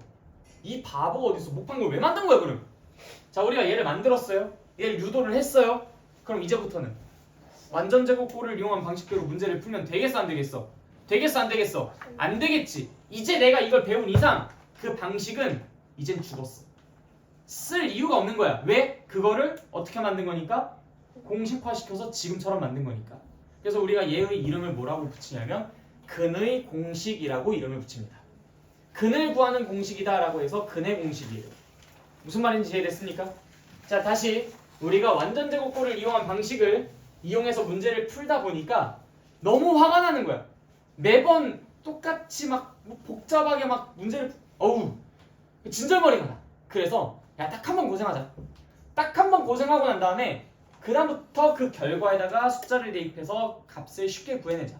매번 이 과정을 거치지 않아도 그 과정을 거쳐서 나온 답 같은 아이가 만들어질 수 있도록 그렇게 공식을 만들자 해서 만들어낸 거야. 고생을 많이 했지. 많은 고생을 했지. 그치만 이 고생의 결과가 상당히 우리에게 많은 도움을 주겠죠. 해볼 만한 고생이었지, 그치? 그래서 근해 공식을 배우고 난 이후부터는 우리가 절대로 무엇은 쓰지 않는다? 무엇은 쓰지 않는다? 완전제곱꼴을 이용한 방식은 쓰지 않는다. 자, 그러면 우리가 2차 방정식을 푸는 매뉴얼이 바뀌었습니다. 원래는 뭐였어요? 맨 처음에 뭐부터 먼저 고려한다? 인수분해를 먼저 고려한다. 근데 그것이 안 될 때 우리는 뭘 이용해서 문제를 풀 거다? 완전제곱꼴을 이용한 방식으로 문제를 풀 거다. 왜? 얘는 어떤 장점이 있으니까? 제한이 없이 모든 문제를 다 풀어낼 수 있다는 장점이 있으니까. 근데 치명적인 단점이 있었죠. 무슨 단점? 복잡하다. 그래서 그 복잡한 짓을 내가 매번 하기가 싫어서 이걸 어떻게 만들었다? 공식화시켜서 근해 공식으로 만들었다. 그래서 내가 이 복잡하다는 단점까지도 상쇄시켰어. 그럼 얘는 장점밖에 없어. 꽤 간단해졌고요. 모든 문제 다 풀 수가 있어. 그럼 얘는 이제 없어졌겠지. 얘는 사장된 거야. 자, 그럼 이제 매뉴얼이 바뀐 거지. 맨 처음에 뭐부터 먼저 이용한다? 인수분해부터 먼저 이용한다. 근데 이것이 안 될 때 우리는 뭘 이용할 것이다? 근해 공식을 이용할 것이다. 이 매뉴얼이 제대로 안 잡혀있는 사람은 맨날 그냥 계속 완전제곱꼴을 이용해서 문제 풀고 있어요. 남들 전부 다 근해 공식 이용해서 문제 풀고 있거나 인수분해 이용해서 문제 풀고 있을 때 그냥 인상 깊은 게 완전제곱꼴을 이용해서 문제 푸는 거니까 그냥 처음부터 끝까지 진짜 깜짝 놀란 게 연산 문제 내가 프린트 딱 내줬더니 그 문제를 처음부터 끝까지 모든 문제를 전부 다 완전제곱꼴을 이용해서 문제를 풀어가지고 왔더라고. 와, 그 근성에 난 박수를 쳐줬어요. 근데 걔는 정말 속상했지. 대부분의 문제는 인수분해를 이용해서 풀 수가 있었고 일단 그것이 안 되는 문제들은 근해 공식을 이용해서 아주 손쉽게 풀 수 있었는데 걔 혼자 그게 문제가 아마 한 60명 문제 정도쯤 됐었던 걸로 기억하는데 그 60명 문제를 전부 다 이렇게 푼 거야. 내가 그거 보고서 너무 신기했어. 빼곡하게 무슨 빽빽이 쓴 것 마냥. 연산 프린트 때 또 공간도 부족하잖아. 부족할 수밖에 없지. 인수분해 한 줄만 딱 쓰면 끝나는 문제를 갖다가 그렇게 풀고 있었어. 그러니까 여러분들은 그런 실수를 하지 말아라. 알겠죠? 그래서 우리가 일단 근해 공식까지 학습을 좀 해봤습니다. 여기까지가 2차 방정식의 기본이에요. 자, 그러면 이 다음에 나오는 내용들은 무엇이냐? 요건 내가 여러분들에게 미션으로 내주고 싶은 부분이야. 자, 한 장 넘어가 볼래요? 개념 6을 보시면 복잡한 2차 방정식의 풀이. 당연히 얘도 2차 방정식이긴 2차 방정식이지, 그치? 그러면 이 2차 방정식을 풀 때 우리가 방금 뭘 이용한다고 했었어? 방금 전에 맨 처음에 인수분해. 이게 안 될 때는 근해 공식 똑같이 적용되겠지. 근데 뭐 첫 번째 유형 보니까 뭐 괄호가 있는 풀면 되지 뭘. 두 번째 보니까 개수가 분수인. 아니 그럼 분수가 아니게 정수로 만들면 되지. 개수가 소수인. 아니 소수가 아니게 정수로 만들면 되지. 어떻게 양변에 같은 수를 곱하거나 나누거나 해가지고 우리가 만들 수 있잖아, 그렇지? 그다음 마지막 공통 부분이 있는 거. 공통 부분이 있으면 뭐 하고 싶어? 당연히 뭐 하고 싶어요? 공통 부분이 있으면 A로 그걸 치환하고 싶잖아. 그쵸? 치환하면 되지. 여러분들이 이미 지금까지 수학을 공부하면서 늘상 해왔었던 일이야. 당연히 그러고 싶을 거야. 이런 문제들을 딱 보자마자. 이 정도는 내가 굳이 강의 안 해도 되죠, 그쵸? 자, 한 장 넘어갑시다. 2차 방정식의 근해 개수라고 나오는 부분이 있어요. 자, 이 부분은요, 여러분들이 이 근해 공식의 특정 부분을 잘 보시면 됩니다. 자, 루트 안에 무슨 식이 써져 있는지 보세요. 뭐가 써져 있습니까? 루트 안에 b제곱 마이너스 4ac라는 식이 써져 있어요. 다시 뭐라고? b제곱 마이너스 4ac. 다시 뭐라고?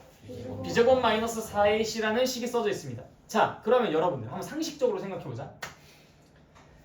이 b제곱 마이너스 4ac라는 것이 만약에 양의 값을 갖는다고 생각해볼게요. 양의 값을. 그러면 2a분의 마이너스 b 플러스 숫자 2a분의 마이너스 b 마이너스 숫자 하니까 당연히 근이 몇 개가 나오겠어? 2개가 나오겠죠. 그런데 b제곱 마이너스 4ac가 만약에 0이라는 값을 갖는다고 생각해볼게요. 그럼 2a분의 마이너스 b 플러스 0 2a분의 마이너스 b 마이너스 0 뭐야? 이거 무슨 근을 갖는 거야? 그렇지, 중근을 갖는 상황인 거야. 하나인 것처럼 보이는 거지. 두 개 근이 겹쳐졌으니까. 그쵸? 그래서 얘가 0일 때는 무슨 근을 갖는다? 중근을 갖는다. b제곱 마이너스 4ac 얘가 만약에 음수라고 생각해봐. 아니 이런 루트 안에 음수가 말이 돼요 안 돼? 말이 돼 안 돼? 말이 돼 안 돼? 말이 안 되지. 존재할 수가 없잖아. 야, 제곱했는데 어떻게 마이너스가 나와? 우리 앞에서 제곱근 공부했었을 때 루트 안에 음수 들어가면 된다고 했어요? 안 된다고 했어요? 안 된다고 했잖아. 그렇기 때문에 이 b제곱 마이너스 4ac라는 것이 음의 값을 갖게 되면은 얘는 존재할 수 있는 숫자야, 존재할 수 없는 숫자야? 존재할 수 없는 숫자다. 그렇기 때문에 그때는 근이 존재하겠어, 안 존재하겠어? 안 존재하겠지, 그치? 그러니까 당연히 이 b제곱 마이너스 4ac라는 이 어디 안에 있는 아이? 어디 안에 있는 아이? 루트 안에 있는 이 i가 양수냐 음수냐 0이냐에 따라서 근의 개수가 달라진다는 건 너무나 당연하고 자명한 사실이겠지. 이걸 굳이 새로운 내용이랍시고 공부를 해야 돼? 아니야. 이거 여러분들이 근의 공식만 정확하게 이해한다면 누가 봐도 이 안에 마이너스 2가 있으면 뭐야 근이 어디 있어? 이거 뭐 루트 마이너스 2라는 건 없는데? 라고 생각하면서 근은 없다라고 얘기를 할 것이고 얘가 만약에 3이라고 된다면 그럼 플러스 마이너스 효과를 받으니까 그럼 당연히 두 근이 나오겠지 라고 생각을 할 거고 얘가 만약에 0이라면은 똑같네 둘이? 라면서 당연히 중근을 갖는다고 생각을 할 거야. 이거는 새로운 개념이 아니라 여러분들이 이미 알고 있는 것을 분석하는 거야. 무슨 말인지 알겠죠? 자 넘어가자. 2차 방정식 구하기. 자 여러분들이 지금까지 했었던 것은 2차 방정식이 나와 있을 때 그것의 근을 구하는 작업을 했어요. 근데 지금은요 근이 나와 있을 때 2차 방정식을 구하는 작업을 합니다. 자 그러면 잡아봐. 2차 방정식이 나와 있을 때 근을 구하는 것과 근이 있을 때 2차 방정식을 구하는 것은 서로 반대 과정이잖아요. 그렇죠? 그러면 내가 어떤 2차 방정식이 x-2 곱하기 x-3은 0이라는 꼴로 인수분해가 됐다면 근이 뭐가 나온다는 거야? x-2 곱하기 x-3은 0이라고 쓴다면 근이 뭐가 나온다는 거야? 뭐가 나오냐고 근이. 뭐랑 뭐? 말로 하니까 헷갈려요? 아니면 다 까먹은 거야? 뭐야? 왜 대답을 못해? x-2 곱하기 x-3으로 인수분해가 된다니까? 아니 왜들 그러실까? 어허 너네 이거 대답 엉뚱하게 하면 2시간 동안 남겨서 자습시킨다 이거. 이 2차 방정식 근을 몰라요? 우리 지금 오늘 학공부했나? 뭐야 이거 근. 이거 진짜 모르는 사람 손 들어봐. 몰라요 이거? 왜 대답이 그렇게 엉터리로 나와? 알지 이거 진짜? 나 안심해도 되죠? 자 이렇게 인수분해가 되는 2차 방정식은 근이 뭐랑 뭐가 나온다고? 2랑 3이 나온다고. 야 그럼 반대 과정으로 어떻게 물어보겠어? 야 근이 2랑 3이 나와. 2차 방정식 어떻게 생겼겠냐? 그럼 당연히 여러분들이 그 말을 딱 듣고서 어떤 생각을 해줘야 돼? x-1이라는 것과 x-3이라는 걸로 인수분해가 되는 형태겠구나? 당연한 거 아니에요? 그쵸? 너네가 이걸 잘할 수 있으면 이걸 왜 못해? 이걸 잘 풀 수 있으면 이걸 왜 못하겠어요? 자 그럼 마찬가지로 야 근이 마이너스 1이랑 플러스 5가 나오는데 그리고 최고창의 개수는 1이야. 이 2차 방정식이 어떻게 생겼게? 그럼 뭐라고 대답할 거야? 그는 마이너스 1이랑 5가 나온다고 했어요? 그럼 어떻게 생겼겠어? x 플러스 1 곱하기 x 마이너스 5까지만 쓰면 안 돼. 그럼 방정식이야? 자, 는 0. 그래요. 이렇게 생겼을 거 아니야. 그 얘기 적혀 있는 거예요. 우리가 기본기만 탄탄하게 다지면요. 항상 여러분들이 공부를 할 때 다 이런 것들 느낄 거야. 기본기 앞에 있는 내용만 탄탄하게 다지면 그 뒤에 있는 것들은 다 얘네들을 활용한 거야. 그러니까 모든 것들은 여러분들이 스스로 보면서 당연히 이걸 왜 이렇게 써놨을까? 라면서 공부를 해나갈 수 있습니다. 그래서 여기 개념 8까지 해당하는 이 내용이 여러분들이 이번에 2차 방정식에서 공부를 하실 내용이에요. 어때? 모르는 거 없으시죠 여기? 그래요. 그래서 뒤에 혹시 더 있나? 없죠. 아 이게 활용은 어차피 문장제 문제니까 이건 필요 없어요. 네, 그래서 우리가 2차 방정식까지도 모든 개념을 전부 다 정리를 해봤습니다. 혹시 이해 안 되는 거 있으십니까? 그럼 마지막으로 다시 정리할게. 우리가 제일 중요하게 처음에 살펴봤었던 게 뭐야? 2차 방정식의 정의, 그 다음에 2차 방정식의 해의 뜻, 그 다음에 당연히 그 해의 뜻을 공부했으니까 뭘 하라고 하겠어? 2차 방정식을 풀어라, 그치? 2차 방정식을 푸는 방법으로서 우리가 몇 가지를 공부했어요? 크게 3가지를 공부했습니다. 첫 번째, 어떤 방법? 인수분해를 이용한 방법. 두 번째는요? 완전제곱꼴. 세 번째는요?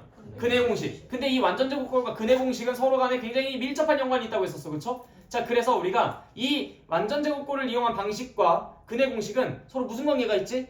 얘가 매번 하는 게 짜증나서 우리가 목판을 만든 거다라고 이야기를 했었어요, 그쵸? 근데 목판을 다 만들고 나서 갑자기 붙잡으면 이건 뭐 그냥 바보 멍청인 거지, 그치? 목판을 다 만들었을 때 그럼 우리가 다시 붓을 잡을 필요 있어 없어? 없어. 우리는 단지 롤러랑 종이만 있으면 돼, 그쵸? 그렇기 때문에 우리가 근의 공식을 공부하고 난 직후부터는 바로 완전제곱꼴을 이용한 방식은 하면 된다 안 된다? 절대 안 된다. 왜? 뭐가 불편했기 때문에? 완전제곱꼴까지 만드는 과정이 불편했기 때문에. 무슨 말인지 알겠죠? 자, 그런데 하나만 내가 예시 들고 갈게. x 플러스 7의 제곱은 3이라는 2차 방정식을 풀어주세요 라는 문제를 너네가 마주 한다고 생각해보자. 그랬더니 여러분들이 여기서 2차 방정식을 풀 때는 인수분해를 이용하거나 근해 공식을 이용하라 그랬어. 그러면 정리해야겠네. x제곱 플러스 14x 플러스 49 마이너스 3은 0. 제발 이러지 마실. 제발 이러지 마. 왜? 내가 왜 여기서 제발 이러지 말라고 하겠어? 아니 여러분들 여기까지 만드는 게 힘들어가지고 완전제곱꼴을 이용한 방식을 사용 안 한 거 아니었어요? 근데 얘까지 만들어 줬잖아. 그러면 감사합니다 하면서 이용하면 되지. 이걸 왜 풀어 제끼고 있어? 그렇지 않아요? 여기까지 만들어줬으면 감사합니다 하고서 이용하면 되잖아. x 플러스 7은 플러스 마이너스 루트 3 x는 마이너스 7 얼마 루트 3 쓰면 되는 걸 이걸 갖다 또 풀고 있다? 그러고서 근해 공식 이용하고 있어. 그러면서 잘했대. 웃긴 거예요. 너무 외우지 마세요. 알겠죠? 너무 외우지 말고 왜 우리가 이걸 안 쓰는지를 생각해봐. 뭐가 힘들었기 때문에? 얘까지 만드는 게 힘들었기 때문에. 그래서 안 쓰는 거야. 여기까지 만들어줬으면 그때는 예외적으로 그냥 그 방법 이용해서 문제 푸십시오. 여기까지 만들어줬는데 그래 우리 그 성의를 무시할 필요는 없잖아. 그치? 뭐 얘가 뭐 잘못한 게 있는 것도 아니고 왜 갑자기 이건 다 풀어 제껴버려? 얘의 성의를 왜 무시해? 그치? 그러니까 그런 상황에서는 우리가 그냥 이렇게 이용을 하시라. 알겠죠? 높아심을 말씀드립니다. 절대 풀지 마세요. 이거 알겠죠? 자, 그리고 난 다음에 이제 얘기가 나왔었던 것들이 우리가 근해 공식까지 다 공부를 하고 그럼 2차 방정식의 탄탄한 기초가 다 잡힌 거야. 그 다음부터 우리가 무슨 얘기했죠?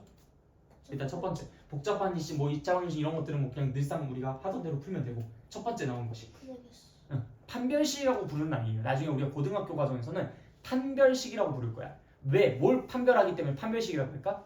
근의 개수를 판별하기 때문에 판별식이라고 할 거야. 그래서 내가 여러분들께 판별식이라고 얘기를 하는 경우도 종종 있을 테니까 이걸 지칭한다는 것을 알아는 두세요. 내가 좀 습관적으로 판별식이라는 말을 쓸 거야. 자, 어쨌든 b제곱 마이너스 4의 c가 0보다 큰지 0보다 작은지 0인지 이 세 가지에 따라서 근을 어떻게 가질지가 달라진다고 했었어요. 이거 외우면 바보야. 외우면 바보지, 그치? 판단을 하는 건데 왜 외워요, 이거를, 그치? 이거는 판단의 범주에 들어간다. 그래서 요 안에 있는 것이 양수냐, 음수냐, 0이냐에 따라서 어떤 숫자를 갖게 되는지를 생각해 보신다면 이건 이해하기가 편하실 거예요. 자, 그 다음 두 번째, 우리가 뭘 공부했죠? 2차 방정식을 푸는 걸 했다면 당연히 근을 가지고 2차 방정식을 구하는 걸 할 수가 있다고 했었죠? 그래서 근이 2랑 3이 된다고 하면은 당연히 2차 방정식은 어떤 걸 인수로 가질 수밖에 없다? x-2랑 x-3을 인수로 가질 수밖에 없다. 이때 최고차의 개수가 1이냐 2냐 3이냐 이런 식으로 추가적인 정보를 줄 거예요. 그거에 맞춰서 걷다가 써주시면은 2차 방정식 완성인 거지. 그러니까 새로운 내용은 없어요. 우리가 알고 있는 것을 그냥 다시 한번 다른 방식으로 표현을 하고 분석을 해본 것 뿐인 거야. 무슨 말인지 알겠죠? 그럼 2차 방정식은 끝. 오케이? 네. 숙제 나눠드릴 거 있다고 했었으니까 잠깐 안에서 대기하고 계시면 내가 숙제 다 나오면 드리도록 하겠습니다. 수고하셨어요.